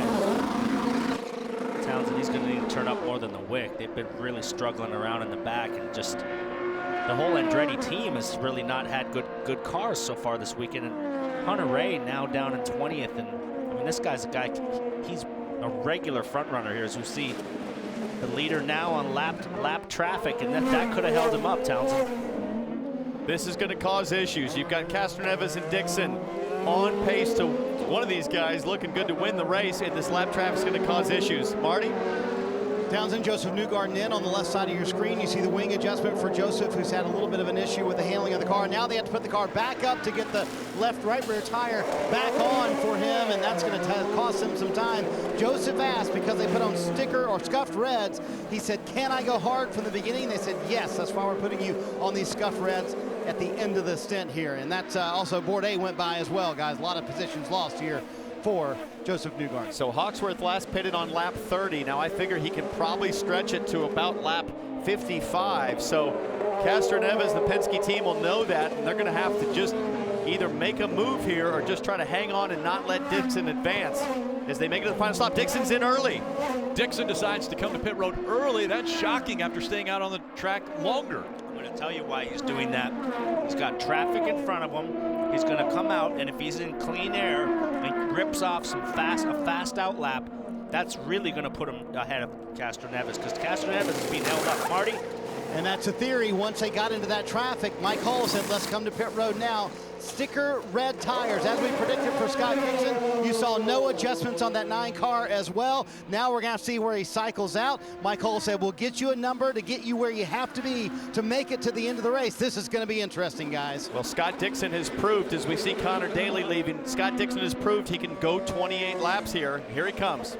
The lap times had dropped behind Hawksworth to a 10.6, and they were running 9.5. So they were running a second a lap slower. Now we see Dixon out with a clear road, so he's got to rip off a quick lap here.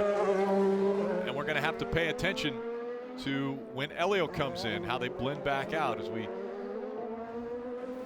How long until there's cars up the head pit? Probably 2, 3. Helio seems to be dragging his feet a bit. It's just bringing everybody back to us here. Copy that. And now here comes Elio onto pit road. This is going to be it, boys. And you saw Scott Dixon was on the push to pass, making every opportunity to gain time on these pit stops. Marty. You guys, Helio Castroneves was dragging his feet a little bit, as Mike Hull said, because they were worried about that fuel number, and they thought Dixon might try and stretch the fuel. It's going to be the scuffed red tires for Helio Castroneves. 7-3 on the stop. Nice quick stop. Now we'll see where it all cycles out. Remember, Elio was just in front of Scott Dixon. Will he be able to stay in front after this stop? There went the 9 of Scott Dixon.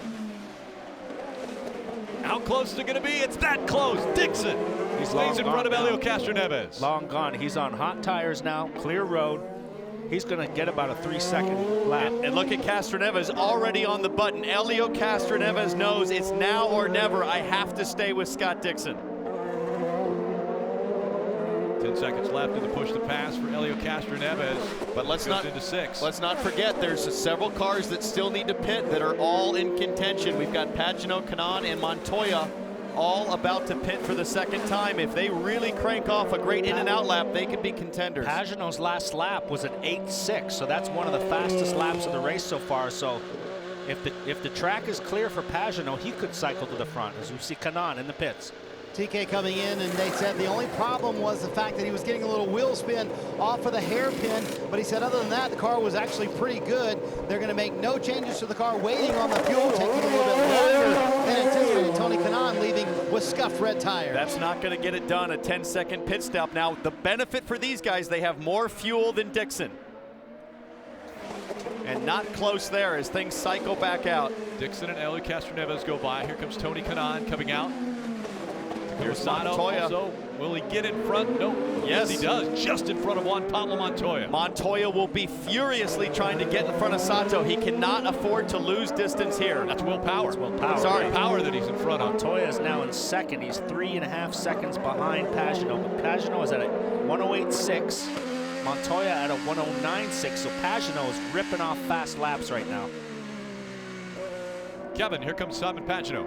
His teammate Will Power, we saw a moment ago, pitted a few laps ago, a slower stop, 10 seconds. This could be a race-winning pit stop along with the in and out lap for Simon Pagenaud. He's been really turning it up here the last couple of laps. We'll see what the 22 team can do and see where he comes back out, Marty. His teammate Juan Pablo Montoya comes to pit road. It's going to be scuffed red tires for Montoya and 8.8 on the stop. Montoya stumbled a little bit leaving pit road. They told him, go hard. You have those scuffed tires on. Don't worry about them being cold.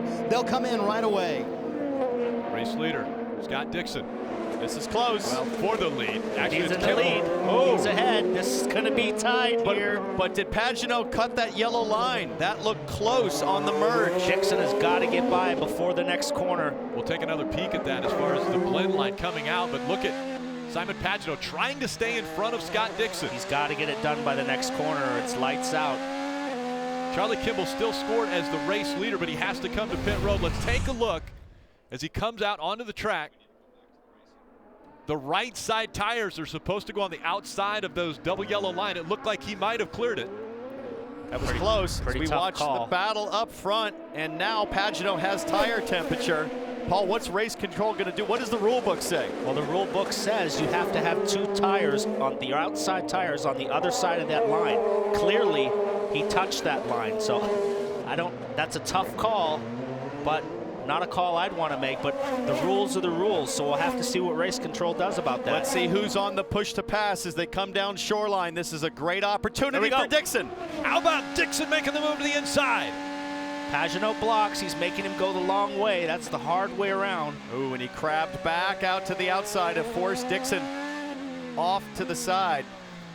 Dixon's got the knife between his teeth. Now he knows if he goes in 3 or 4 more laps, he's not going to have an opportunity. And the other thing, Paul, is that Dixon has to be careful about burning fuel. Remember, he ducked into the pits early. He has to go 28 laps. If he races too hard, he might not make it. Rick, what are we hearing from race control? Well, right now we're hearing race control is officially reviewing that exit of pit road. They're going to look at it and see if he did commit a violation by coming across the double yellow line with the right side tires. They're looking closer at it right now. I mean, clearly the tires were on the line, so if you're going to call, if the rule is the rule, you have to call it. So we'll see how much teeth race control has. And we were wondering what Simon Pagenaud would do with the race or the points lead. He has the points lead right now. Would he run conservative or go after it? This move right here looks like it's aggressive. Well, let's see what happens. We'll see if we can pause the screen as Pagenaud's turning in. Let's pause right there. I mean, that is, not only is he on it, he is early on it, and all 4 tires are going to go over the yellow line. So according to the rule, that's going to have to be addressed. Another view here from the helicopter. Right there. And the other angle was a little bit better, but imagine if that is what's going to determine Simon Pagenaud not being able to win this race. That's the rules. I mean, everybody knows what the rules are. Back in the day, like I raced at times here, there was little pylon cones all the way down there. So if you ran over them, you'd get some damage to your front wing. So and it's it was kind just of that close. Self-policing thing. Marty.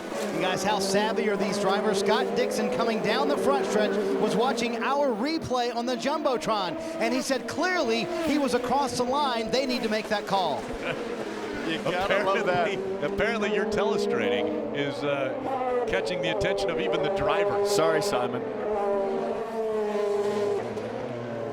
So again, the move by Dixon on pit road got him in front of Helio Castroneves.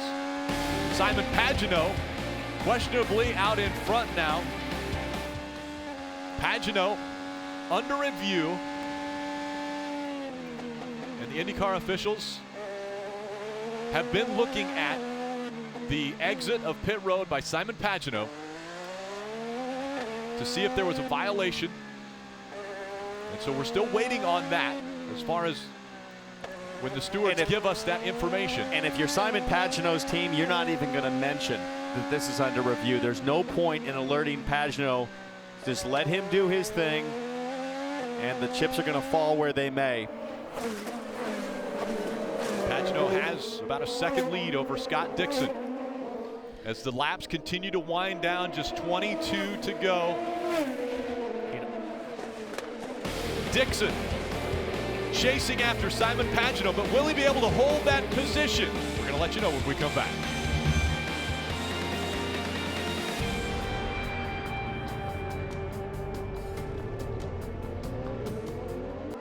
The Stanley Cup playoffs are on NBCSN. Coverage continues tonight at 7 Eastern as the Panthers take on the Islanders. And at 10:30, the Predators take on the Ducks. Yeah, the Ducks, local team right here in California area. The 2016 Stanley Cup playoffs. Don't miss a moment. From the gorgeous Long Beach, California, Grand Prix of Long Beach. 4 different drivers have been out front. And right now, there's a question mark if Simon Pagenaud should be out front. Well, and that's, you know, under review right now. It's taking IndyCar a long time to make this decision on what they're going to do.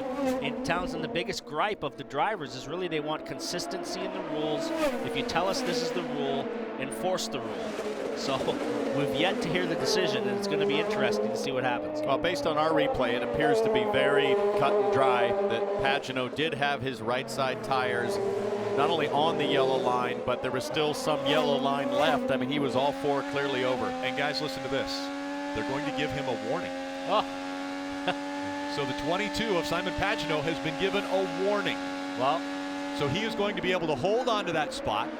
Well, next year now Dixon is going to have to work his tail off to try to get by him. Next year he'll have to be a whole lot more careful because there's no more pit stops for Simon Pagenaud. That's one of the biggest complaints that the drivers have is if you tell us this is the rule, enforce the rule, and they don't want warnings for blocking, they don't want warnings for stuff. So that could have been the race-winning move, a move that could have been a violation, could win him the race. Well, why would Pagenaud do that? Because it's a time advantage, right? You're driving a shorter distance, and we can go back and remember how close that moment was. It was maybe a 1/10 of a second where Dixon was almost by him going into the fountain. Pagenaud now out front. We're going to take one more look at it. This is Simon Pagenaud in the 22 coming out of pit road. Dixon. Pagenaud trying to shave all the time he can, and look at how close it is. And he has a warning. There's no question he drove over the line. There's no question that was not within the rules. And look at what that did in terms of side-by-side racing. Here we go, though. Look at this. Look at this. Here comes the 9. Scott Dixon trying to get aggressive.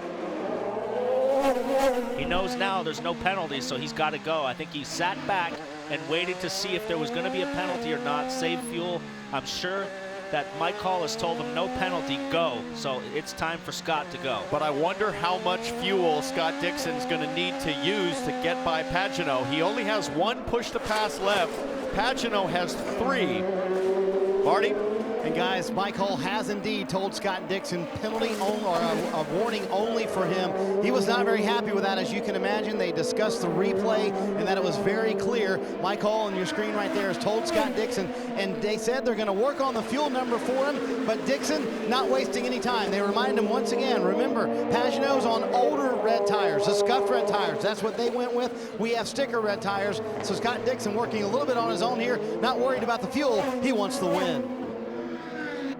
And I'll tell you what, the fans in the internet chat rooms will be on fire tonight if Pagenaud is able to hold off for this win. So it's going to get interesting. Dixon pulls the tear off. He's only got 1 push to pass, and there's a lot of laps left to go. So he's got to use this wisely. 17 still to go. Pagenaud has 3 push to pass. I wonder if he can use the Max Chilton angle to get by with a warning. Right now it's Simon Pagenaud looking to grab his first ever Long Beach win. Can he hold on?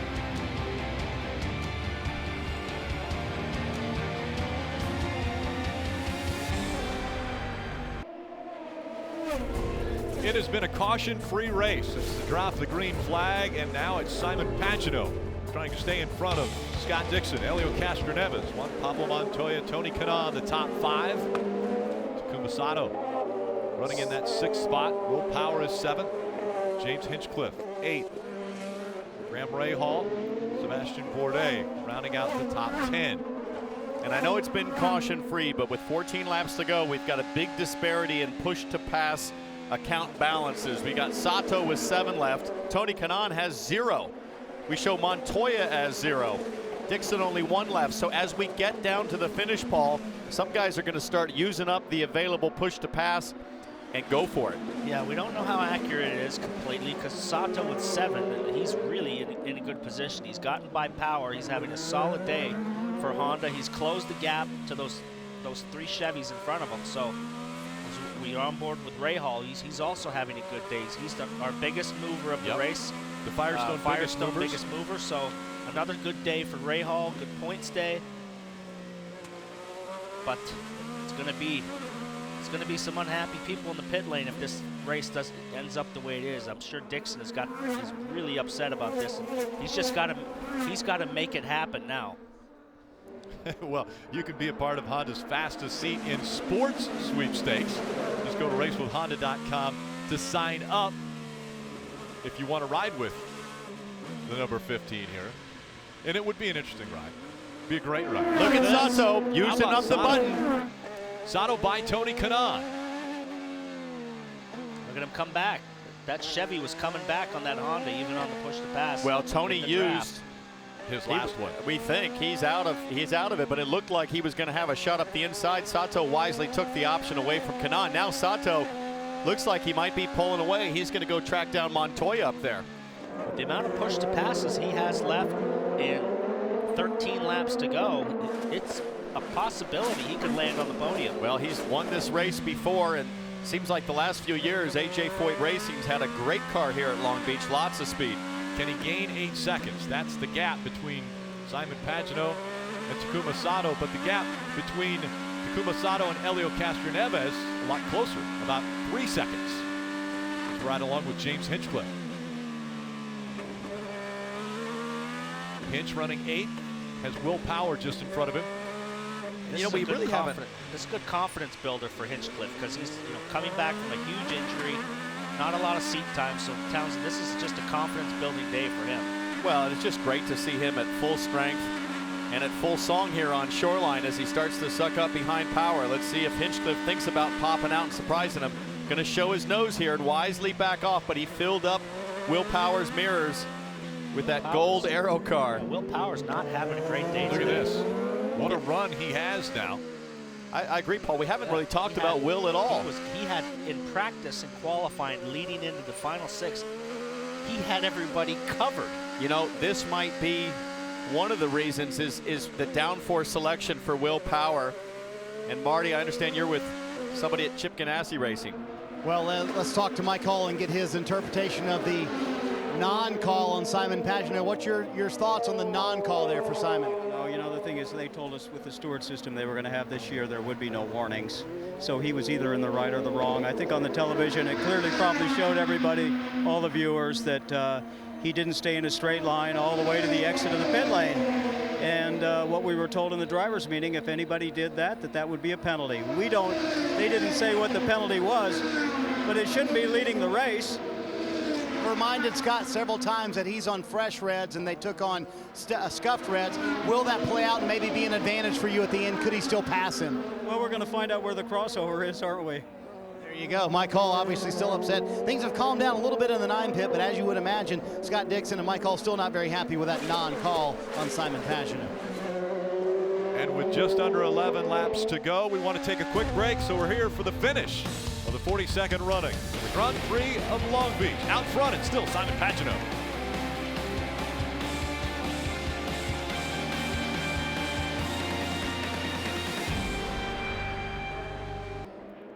And welcome back. We'll be here till the checkered flag flies. Simon Pagenaud has a little gap between he and Scott Dixon. Dixon running second after winning this race a year ago and winning the most recent race at Phoenix. Has been on a roll, but it was Simon Pagenaud who came off of pit road, was able to cut the double yellow line just by about a foot, but it did make all the difference because he was able to get out on the racetrack just in front of Scott Dixon, and he's been able to hold him off. Kevin.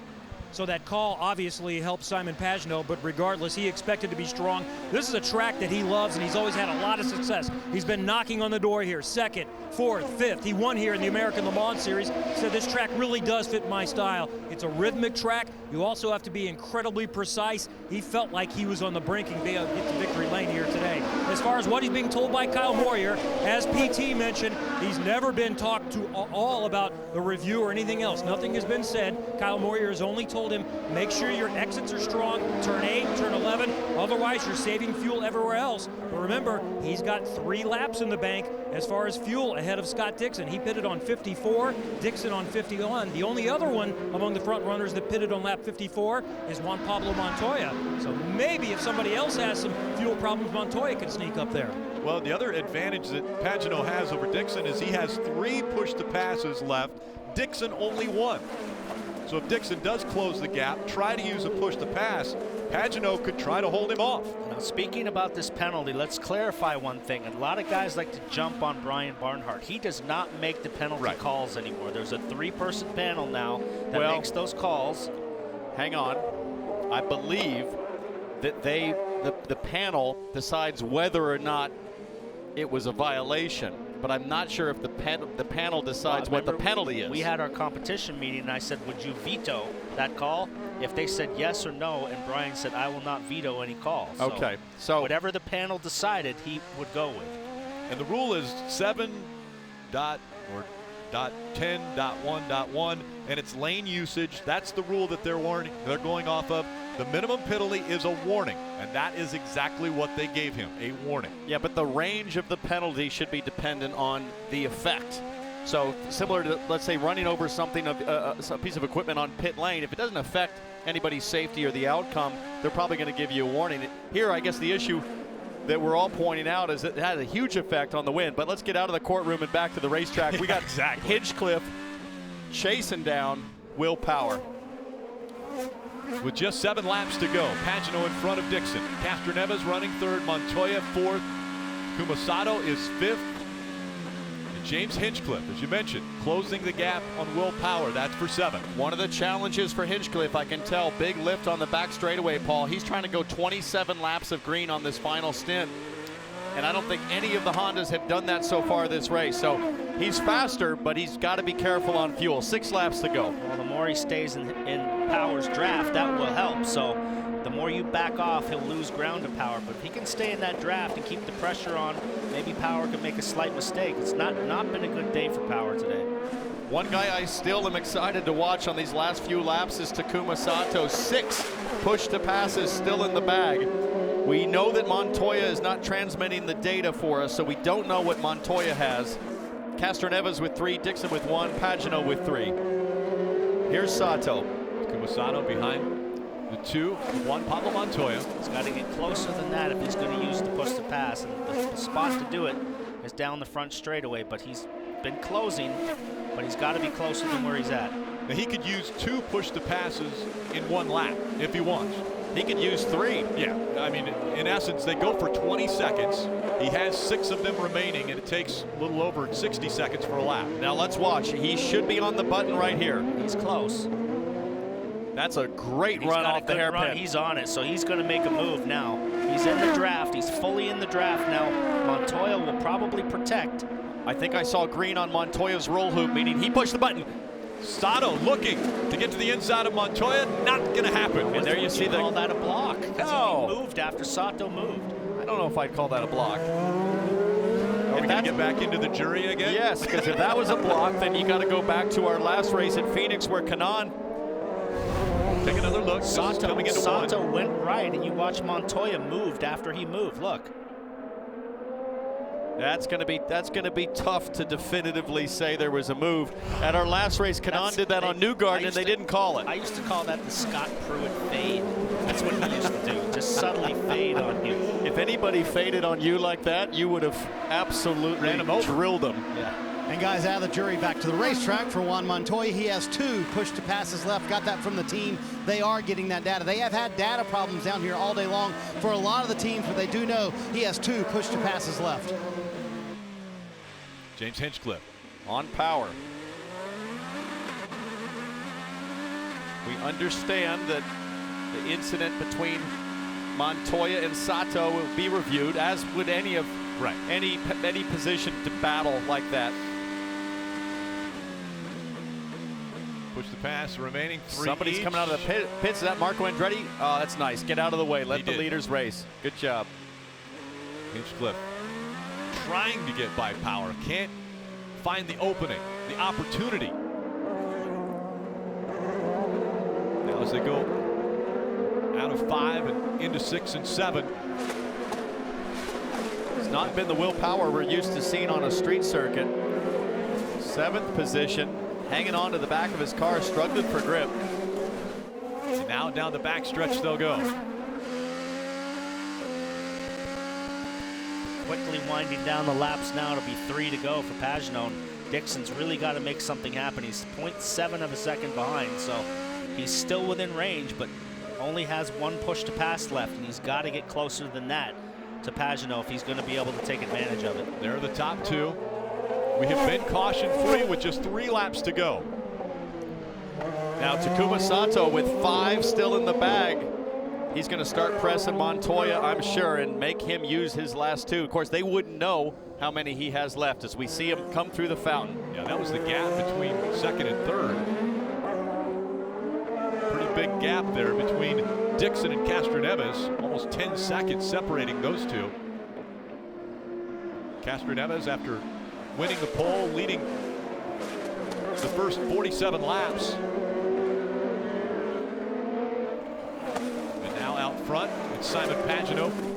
Now something to keep in mind is when you use that push to pass, you do burn more fuel, and Sato is working on a 27-lap stint to finish the race. Sato's first stint was only 25 laps, so can he make it? That would be the other thing if he uses all the push to pass. This will be a big day for Pagenaud. He came to Penske and has yet to been able to really put it all together. He's been fast on ovals. Last year, really kind of qualified well, but would fade in the races. And if he's able to pull this win off, it's a big confidence boost for him. Huge, especially because he didn't have a win last year. He came to Penske as a proven race winner, just didn't get it done. Had a decent season, but as the points leader and to deliver for Roger Penske, Paul, nobody knows what that's like better than you. And to win here in Long Beach, obviously for him, is his first win here, puts him in the elite group of drivers that have won here in the past. And there is no action taken on the 2 and 14 as far as Juan Pablo Montoya. There was no block there.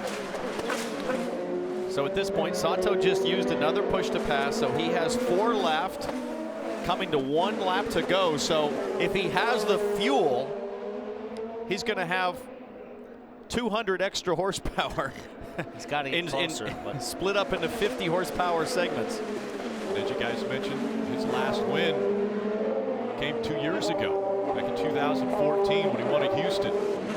Pagenaud trying to get back to victory lane. He's pretty close here, There's Paul. the gap between Sato and Juan Pablo Montoya. I'll tell you what, it'll be fireworks. This is his last chance, really. And there you see Dixon using up what he has remaining on the push to pass. The final lap. Simon Pagenaud in front. It was pit strategy and great pit work by his team. Lap cars, this could be a problem as well. They're going to catch these guys before the end of the lap, so you would not want to catch these guys with 2 corners to go. They're going awfully slow. And that's exactly what's going to happen here as they make the right turn. And down the back stretch they go. For the last time, down Seaside Way. This is a problem. Oxworth is very off the pace right here. Into turn 9 and 10. The final time through the hairpin. Will this come into play? Look at Dixon right on the back bumper of the 22. Right on the back wing. Can he make it happen? Simon Pagenaud trying to hold on. Pagenaud's going to win at Long Beach. What a run by Scott Dixon. Those slower cars. Here comes Sato. Yeah, Sato. Potentially on the push to pass to get by the 2. No, but very close. Now Juan let's Pablo watch Montoya. Hinchcliffe on power. Same thing. Close, but not close enough. That got pretty exciting at the end. Wow. How about that? We didn't think it was going to happen because of the numbers of push to pass that Pagenaud had. This is going to be some interesting interviews. Pagenaud is going to be oblivious because he doesn't really know from his team that he was a potential penalty, and Dixon is going to be livid.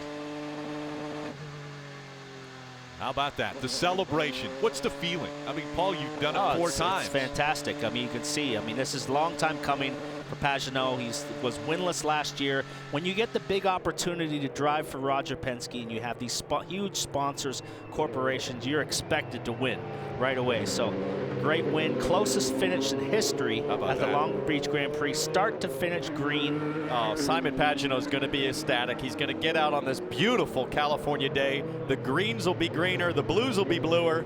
There's no better feeling in the world. And he gets a plaque in victory lane. This was close here. If I was Dixon, I would have just dove down the inside. What do you got to lose? I mean, other than not get to the finish line, but other than certainly very close. That lap traffic, I mean, if one more lap, that could have been a big problem for Pagenaud. Absolutely. What a win by Simon Pagenaud, his 5th career win, and it comes at Long Beach. The closest finish right there.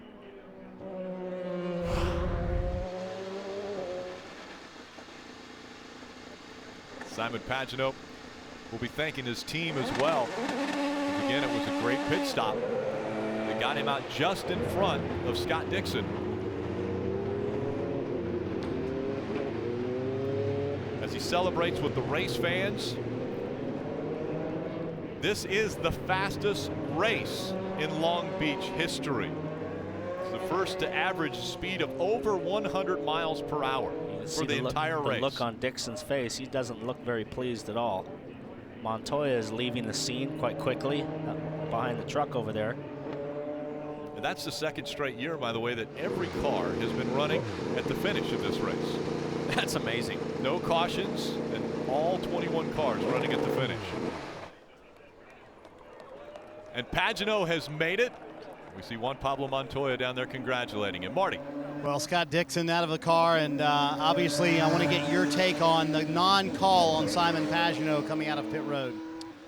Well, I don't really want to comment because I haven't seen the replay, but I caught a replay actually on the big screen, and it looked like, you know, it's tough to see there, but I think he went all for a cross, and the rules clearly state you have to have 2 wheels on the other side of the line or you get a penalty. I just hope we're not recircling with our stewardship here and doing warnings. He got a warning, so there's meant to be no warnings left. I don't know what that's all about, but big shout out to the team. You know, Team Target did a hell of a job. You know, it was a bit of a battle there all day long with the Penskes, and I think that was our race, man. So it is what it is. And just to be clear, there was a call. It was the minimum call, though. At that moment, did you think we still can get by him? We have fresher reds than he does. It's tough. You know, we tried on the first one. I think we had abused the overtakes quite a bit, especially on in and outs. And what hurt the most actually is that I thought the pit sequence was over, and the team didn't tell me there was still more cars coming. So I'd actually sort of got into fuel save mode and you know, slowing the pace down. So had we not done on those 2 laps, we would have been clear anyway. But you know, rules are rules, and I just hate it when you see it get a change. Scott Dixon obviously a little upset with the call there by IndyCar. Kevin Lee? Simon Pagenaud is preparing to climb out of his Team Penske machine, his 5th victory in the Verizon IndyCar Series, but first for the historic Team Penske. 179th overall, Simon Pagenaud is a winner at the Toyota Grand Prix of Long Beach. And this one has been coming for Simon. He has been knocking on the door for the last several years. He has won here at a sports car before, but this one is in the big show, in the Verizon IndyCar Series. That's his engineer, Ben Bretzman, who called the strategy here today. Simon, how long have you been dreaming about this opportunity to win at this place? Yeah, 2006 was my first American race right here, so a lot of memories. You know, the funniest win was in sports car when I won in the last lap, but this one, holding Dixon, man, that's a lot of work. So, man, I'm just so proud of the guys. As you saw, the pit sequence just won it. They're awesome. What a start of the season. I don't know what to say. The PPG car is actually good luck for me every time I'm driving this car, every time we have good results. So hats off to Ben, my engineer. Big gamble on, as you said, as you know, big gamble for the race paid off. That's, like I said last week, team sport. Let's remind people of that big gamble. You told me beforehand, we tried out going really low downforce in practice, and it was a handle. You decided to go ahead and go that way. Yeah, I mean, you know, with the package the way it is, it's so hard to pass. So the only way to pass is to afford running less downforce in the corners and be fast on the straight. So I had to take care of the tires a lot. It was difficult, but we managed to do it and be in position to pass people. So, woo, it's awesome, awesome. Thanks, and you know what? First win for Roger, so you guys can't tell me that I'm not winning anymore. You got the lead on your last pit stop. Great in lap, great out lap. Did you know that the exit was reviewed because you went over the yellow line there? What do you know of what was expected? Did you know anything about it being reviewed? There's an inch on the racetrack there, so I'm good. What's your understanding of what the rule is? How many wheels do you have to have beside the yellow line? The left side on the right side of the dots, which it is, so I'm good. They gave you a warning, so that'll apply for next year. Doesn't matter for now. I don't care. Scott Dixon made a little run at you at the very end. Did you see him coming behind you? Did you get a little concerned on the last lap? Yeah, I mean, when you have Scott Dixon behind, you always need to push it. So push it as hard as you can. He was really, really pushing. We were saving fuel still. And there was a lot of, that's the funniest thing I've seen, a lot of marble on the racetrack, on the race line, the hairpin, and I was really, really struggling to turn the car there. So trying not to lose any time in the last section to create a gap, and it worked out. Seems like a winning strategy to keep the points lead now. Plus 14 in the championship. It's a good start. Simon Pagenaud, a winner here at the Toyota Grand Prix of Long Beach. That's his girlfriend Haley coming in to offer congratulations. All smiles. It's been 10 years in the coming for Simon Pagenaud since he was here in 2006. You're watching NBCSN's coverage of IndyCar, brought to you by Toyota. Let's go places. And by Hyatt Gold Passport, the official hotel sponsor of Graham Rahal and the number 15.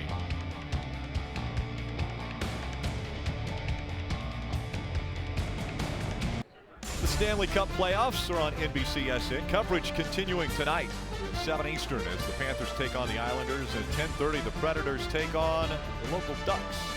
2016 Stanley Cup playoffs. Don't miss a moment.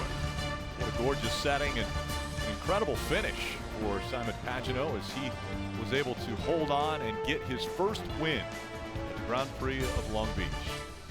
Katie. And Rick, I am surrounded by quite a bit of success. Helio Castroneves, Roger Penske, Juan Montoya. Helio, we'll start with you. You finished third. How grueling is it to go green to checkered here at Long Beach? Yeah, we were just discussing. It wasn't. It was actually fine because as long as we keep the rhythm, and it was one rhythm, but AAA car was really good in the beginning. I mean, we're leading the most laps, and then or leading a lot of laps. But in the end, a little bit of the strategy there. We got traffic. We decided to come in. The guy came in at the same time, and that basically killed us. We ended up losing 2 spots at once. You know, it's in the end of the day. Congrats to Simon, first win for him and Team Penske. So I knew it's at least I'm glad that one of a Team Penske ended up getting this victory. So well done. Let's go for the next one. And now we'll ask your boss about that. When the captain, you have all of your cars in the top 10. Simon Pagenaud making it to victory lane for the first time for you. How important is that? Well, I think for Simon, it's a great day for him, and certainly, as we tell the guys, one car can only win. So, to me, to hold off Dixon like he did the last 25 laps shows how good he is, and it's great for his team, and certainly for us to get another win here. Now we're tied with Ganassi, 6 and 6. You know, that's kind of one of the things we try to do, stay up with him. But now we're even. And Simon Pagenaud leading points, the guy that was leading points this time last year. Juan, what is your advice for Simon going forward now? Oh, no, I want to beat him. No, he's done a great job. He's got, what, 2 seconds on a win. It's really good. The hard thing is we all keep finishing right there, you know. My Verizon check was really quick today. It was so hard to pass. We made a good call there in the second stop and gained a couple of places. I got to Elio, tried to pass him a couple of times, and I burned my tires trying to pass him, and then he nearly cost me more than what I would have gained because Sato nearly passed me. But it's fun, you know. It was fine. The race was. It was actually kind of a short race. It was very fast. I think almost the fastest in history, maybe? Yeah, I don't know. It was funny because, like, most of the street courses are like 3 stops, and this one you can barely make it in 2, so you got to be stretching your fuel all day, and I don't know, it was okay. All right, a very successful day for Team Penske. Let's talk to Takuma Sato, who starts 8th today, winds up finishing 5th. And I want to talk to you about that battle with Juan Montoya, who we were just listening from a moment ago. You guys were really duking it out there for a few laps. Yeah, I mean, the last few laps, obviously, you know, we saved the fuel, and the matter of, you know, when you can use the push to pass, and until last end, you know, I mean, never give it up. So it was nearly side by side, and crossing his finish line. We needed a little bit more, but anyway, I think we had a good battle turn to the turn 1, you know, into the turn 1. Obviously, he's always strong, and what an amazing job with the AJ4 team, come back in strongly under difficult circumstances. I think we had a difficult practice session, and starting from 8th, keep it cool, save the fuel, and it was a good battle all the way through. And you were smart to save all those push to passes to the end as well. I wonder how physical this race was when it goes green like that, and it's even tougher on a guy like you when you start 8th and you're trying to make your way through the field. Yeah, that's true. I mean, it's lots of shaking in hand. I mean, you can see my hand is got a pretty. I was going to ask you about that. Yeah, that's ugly. It's always shaking. You know, the steering wheels is difficult, and nowadays obviously high downforce with a lot of grippy Firestone tires, reliable, which is nice, and we like to be fast. So no, I don't complaining about it. And this is only a few days and then keyed it up, but I like it, and team did a brilliant job, and obviously Long Beach fans really buzzing, and I like it.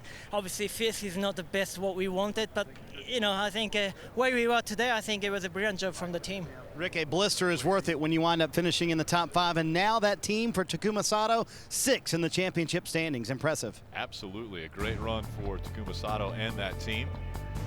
How about this? Going for the parade lap, and oh, it's all hugs. It's all hugs. Maybe not all hugs, as Scott Dixon gets in the truck with them.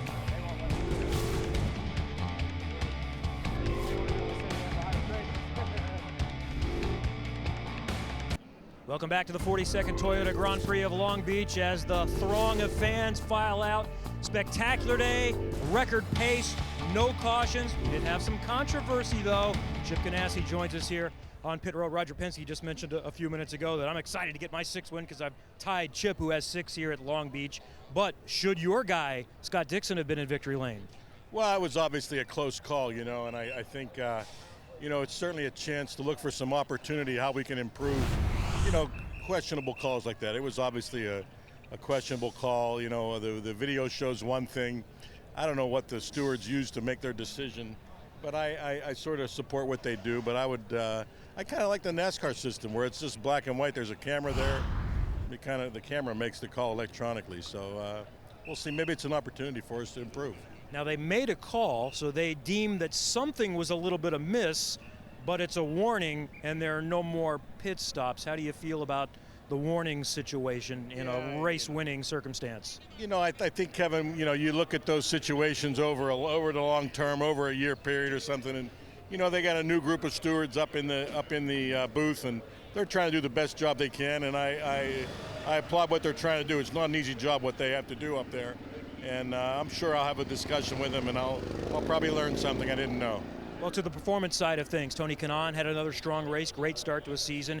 And your slow starter traditionally, Scott Dixon, is on a roll. How tough is he going to be to deal with this year? Yeah, I mean, you look at Dixon, I think he's ahead in the points of where he was a year ago after 3 races, so that's good. And, you know, Kanaan's doing a good job. Charlie Kimball's up ahead of where he was a year ago, and Max Chilton's a newcomer to the team and doing a great job himself. So we're kind of happy at this point. We want to have some momentum, obviously, going into Indianapolis, and right now I think we have that. Let's carry that through Birmingham and take it into Indianapolis in May. Thanks, Chip. Thank you, Kevin. Over to Katie Hargett. Graham Rahal had worked his way up through the field after starting 17th, but Graham, then in those last few laps, you fell back. What happened?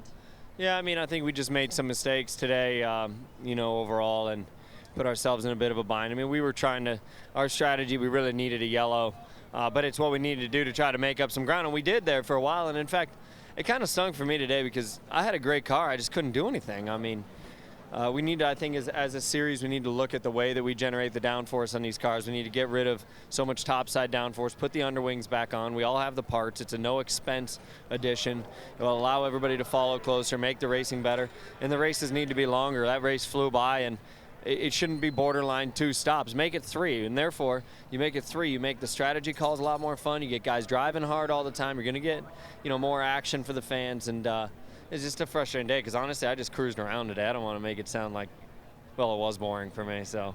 But the team was on the radio on you hard to save fuel in that last stint. How frustrating is it to have to hold yourself back when you know you're so fast? It was tough because I was getting the number they were asking of me the whole race, and so then to hear all of a sudden I have to get 0.4, that's an impossible number. Literally, it's impossible. I could barely get that under yellow flag conditions, so I didn't really know what to do. I had to cruise around. I lost a ton of time, and but we coasted across the finish line. We had no fuel out of the hairpin, so. But we barely made it. I'm just proud of the Penn grade guys because they worked hard this weekend. I put them in a hole yesterday, and you know, once again the stops were great and just came up a bit short. Bringing it home, 15th on fumes, Rick. Yeah, Katie, and that's the nature of racing. You're going to have one person that will be happy because only one can win. And today it was Simon Pagenaud who got the win at the Grand Prix of Long Beach.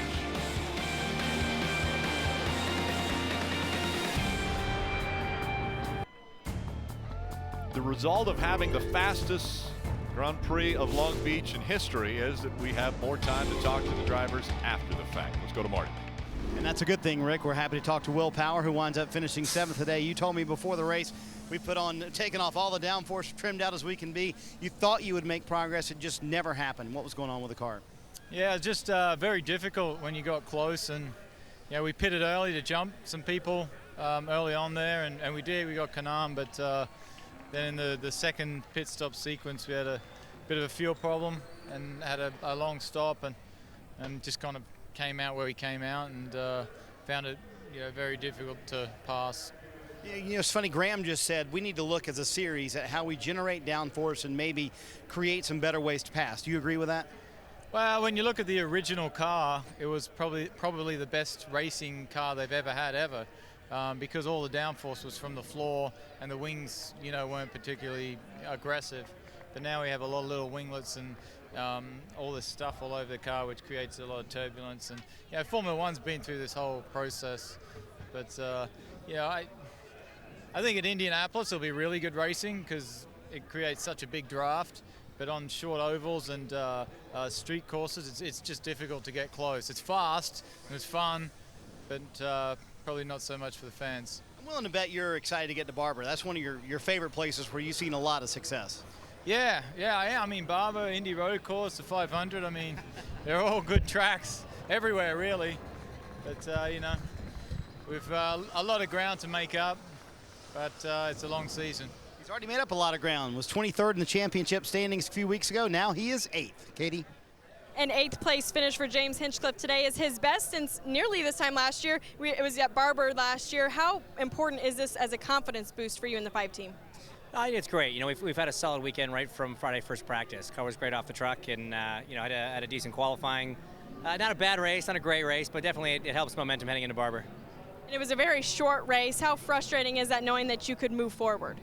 You know, it's tough. I think we need to take a good hard look at the length of these races and make sure that they're not borderline two stoppers. You know, I mean, half that race was under fuel saving. It's not fun for us, not fun for the fans. We need to make it a bit longer, make it so you have to stop 3 times so we can actually push and go racing. You know, it's frustrating there at the end. I think we had pace over Will and maybe over TK. We lost some spots in that first stop because I had to hold a half beat. Munoz was coming in right as I was going out, and that's how Taku got by. You know, he ends up with the top 5. So it's frustrating. I wish we had a little bit more, you know, variety with strategies and, you know, like we were saying, a little bit longer races and let us push. Let us go racing. It seems like a lot of drivers singing the same tune down here, Rick. Absolutely. But the one that's singing probably the best tune is the one that will be on the top of the podium, and that's Simon Pagenaud getting his first win in the Grand Prix of Long Beach, and to the victor go the spoils. And this, he's going to be enjoying this. This championship shaping up now that this guy is a race winner with confidence at Penske. Simon Pagenaud, point leader and race winner.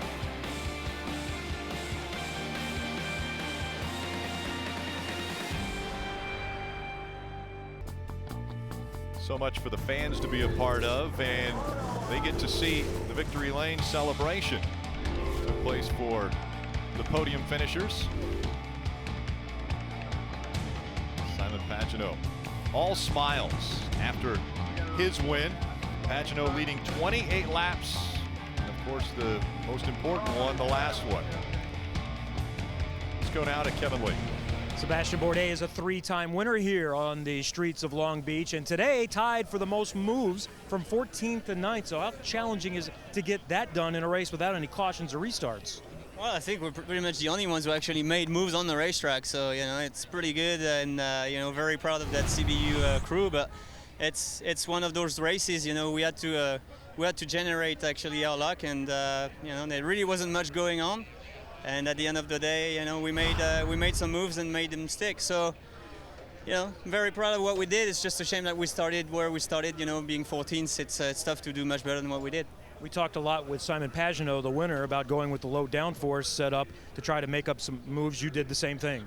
Yeah, we did. I mean, obviously, you know, when you plan on leading the race or being at the front and not being in too many turbulence, that's one thing. From where we were, you know, it was a tricky thing. Obviously, there was a payback, and the payback was tire degradation halfway through the stint.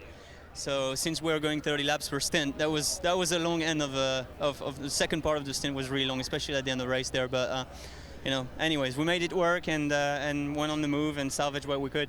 A good run today for the KVSH driver Sebastian Bourdais. Marty. Let's talk to Josef Newgarden, who winds up finishing 10th today. Some positives. He had the second fastest lap of the race, but that last pit stop just seemed to hurt a little bit. And then tough to pass out there, wasn't it? It was a tough day. You know, I mean, I can't believe we went the whole thing green. You know, I was assuming there's going to be a yellow at some point. Long Beach, we always have a yellow. So it was a tough day. You know, we did have a fast car. I was telling you before the race, I really felt confident in our old tire speed, and I thought we had that today. We just couldn't really do anything with it. You know, the Fuzzy's car was fast.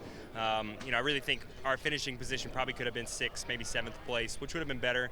But a top 10 is still good. Good points for the guys. They worked their tails off all weekend. I mean, we had a fast car, just wasn't enough. We needed to probably start up higher, and that would have been the difference this weekend. So we got to work on qualifying when we come back out. Walk me through being behind the wheel and what it is like, because all the drivers are saying it was just so difficult to pass today. It's almost like you catch another car, and aerodynamically, you stop. Yeah, I mean, the cars are impressive. You know, they go through the corners really fast. You know, it's all about mid-corner speed, and with that, it makes it tough to pass. You know, when you get behind another car and you're both full speed, no one's saving fuel, no one's struggling with tires, you just lose that grip. You know, you lose a lot of that imaginary grip that you get from the wings, and it's kind of difficult to get a run, kind of difficult to do anything with anyone. So, you know, there's going to be give and take. This has always been a notoriously hard track to pass at, so that's one element for people. It's always been tough here. You know, it would have been nice if it was a little easier to pass. I think we've definitely got to work with the formula to try and make it easier so that we can pass people. We've had that in the past. 4 years ago, we've had that a little easier time passing. But I don't think it's going to be like that all year. We're always going to go to places with IndyCar that have great races. I still think this was a fun race, entertaining to watch from a fuel-saving standpoint. You know, just watching IndyCars is cool. They're badass race cars, and I like driving them, I like watching them, but we do got to work to try and make them a little easier to pass. Josef Newgarden, 10th today. Katie? And our sixth-place finisher, Tony Kanaan, has already changed out of his driver's uniform. TK, what was the pace of this race like? You know, it was a green flag race, so eventually becomes really boring for the fans, I think. I believe that we need to rethink about maybe we need to extend a few laps, because with the amount of laps we had, everybody had to save fuel to make it in 2 stops, and I think that makes the race a little bit boring, you know. Such a great place to race. The crowd is unbelievable every year, so I think they deserve a little bit better. You know, a little bit of a fight in the beginning there with Scott and Elio, and then we had a little bit of a problem with the gearbox. We don't know exactly what happened.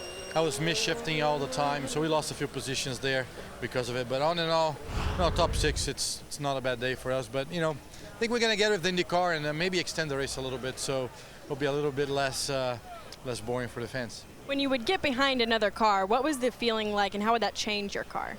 I mean, you lose a little bit of downforce. I know the drivers are all saying, you know, that's why we don't pass. But if you look at the grid, we had a bunch of different aero configurations, and that's what happens.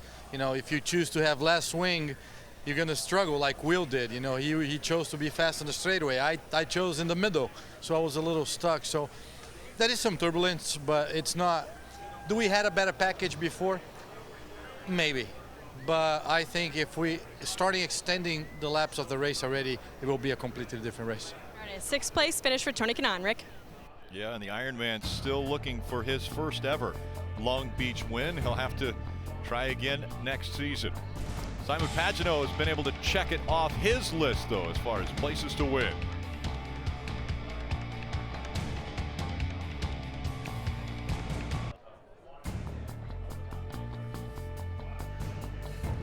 One racetrack and one course that has some incredible viewing perspective. From the top of buildings to the balconies to right on the front stretch. It is an incredible race. Let's recap what took place today. Out in front, it was Helio Castroneves, Scott Dixon at the beginning, and it got tight in turn 1.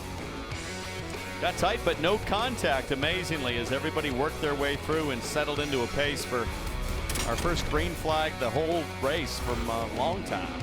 Then at lap 51, the congestion happened. Helio Castroneves was catching up to the lap traffic. Scott Dixon decided time to come in. Came in early, and it was a great call. He had sticker red still in the bag. And then this.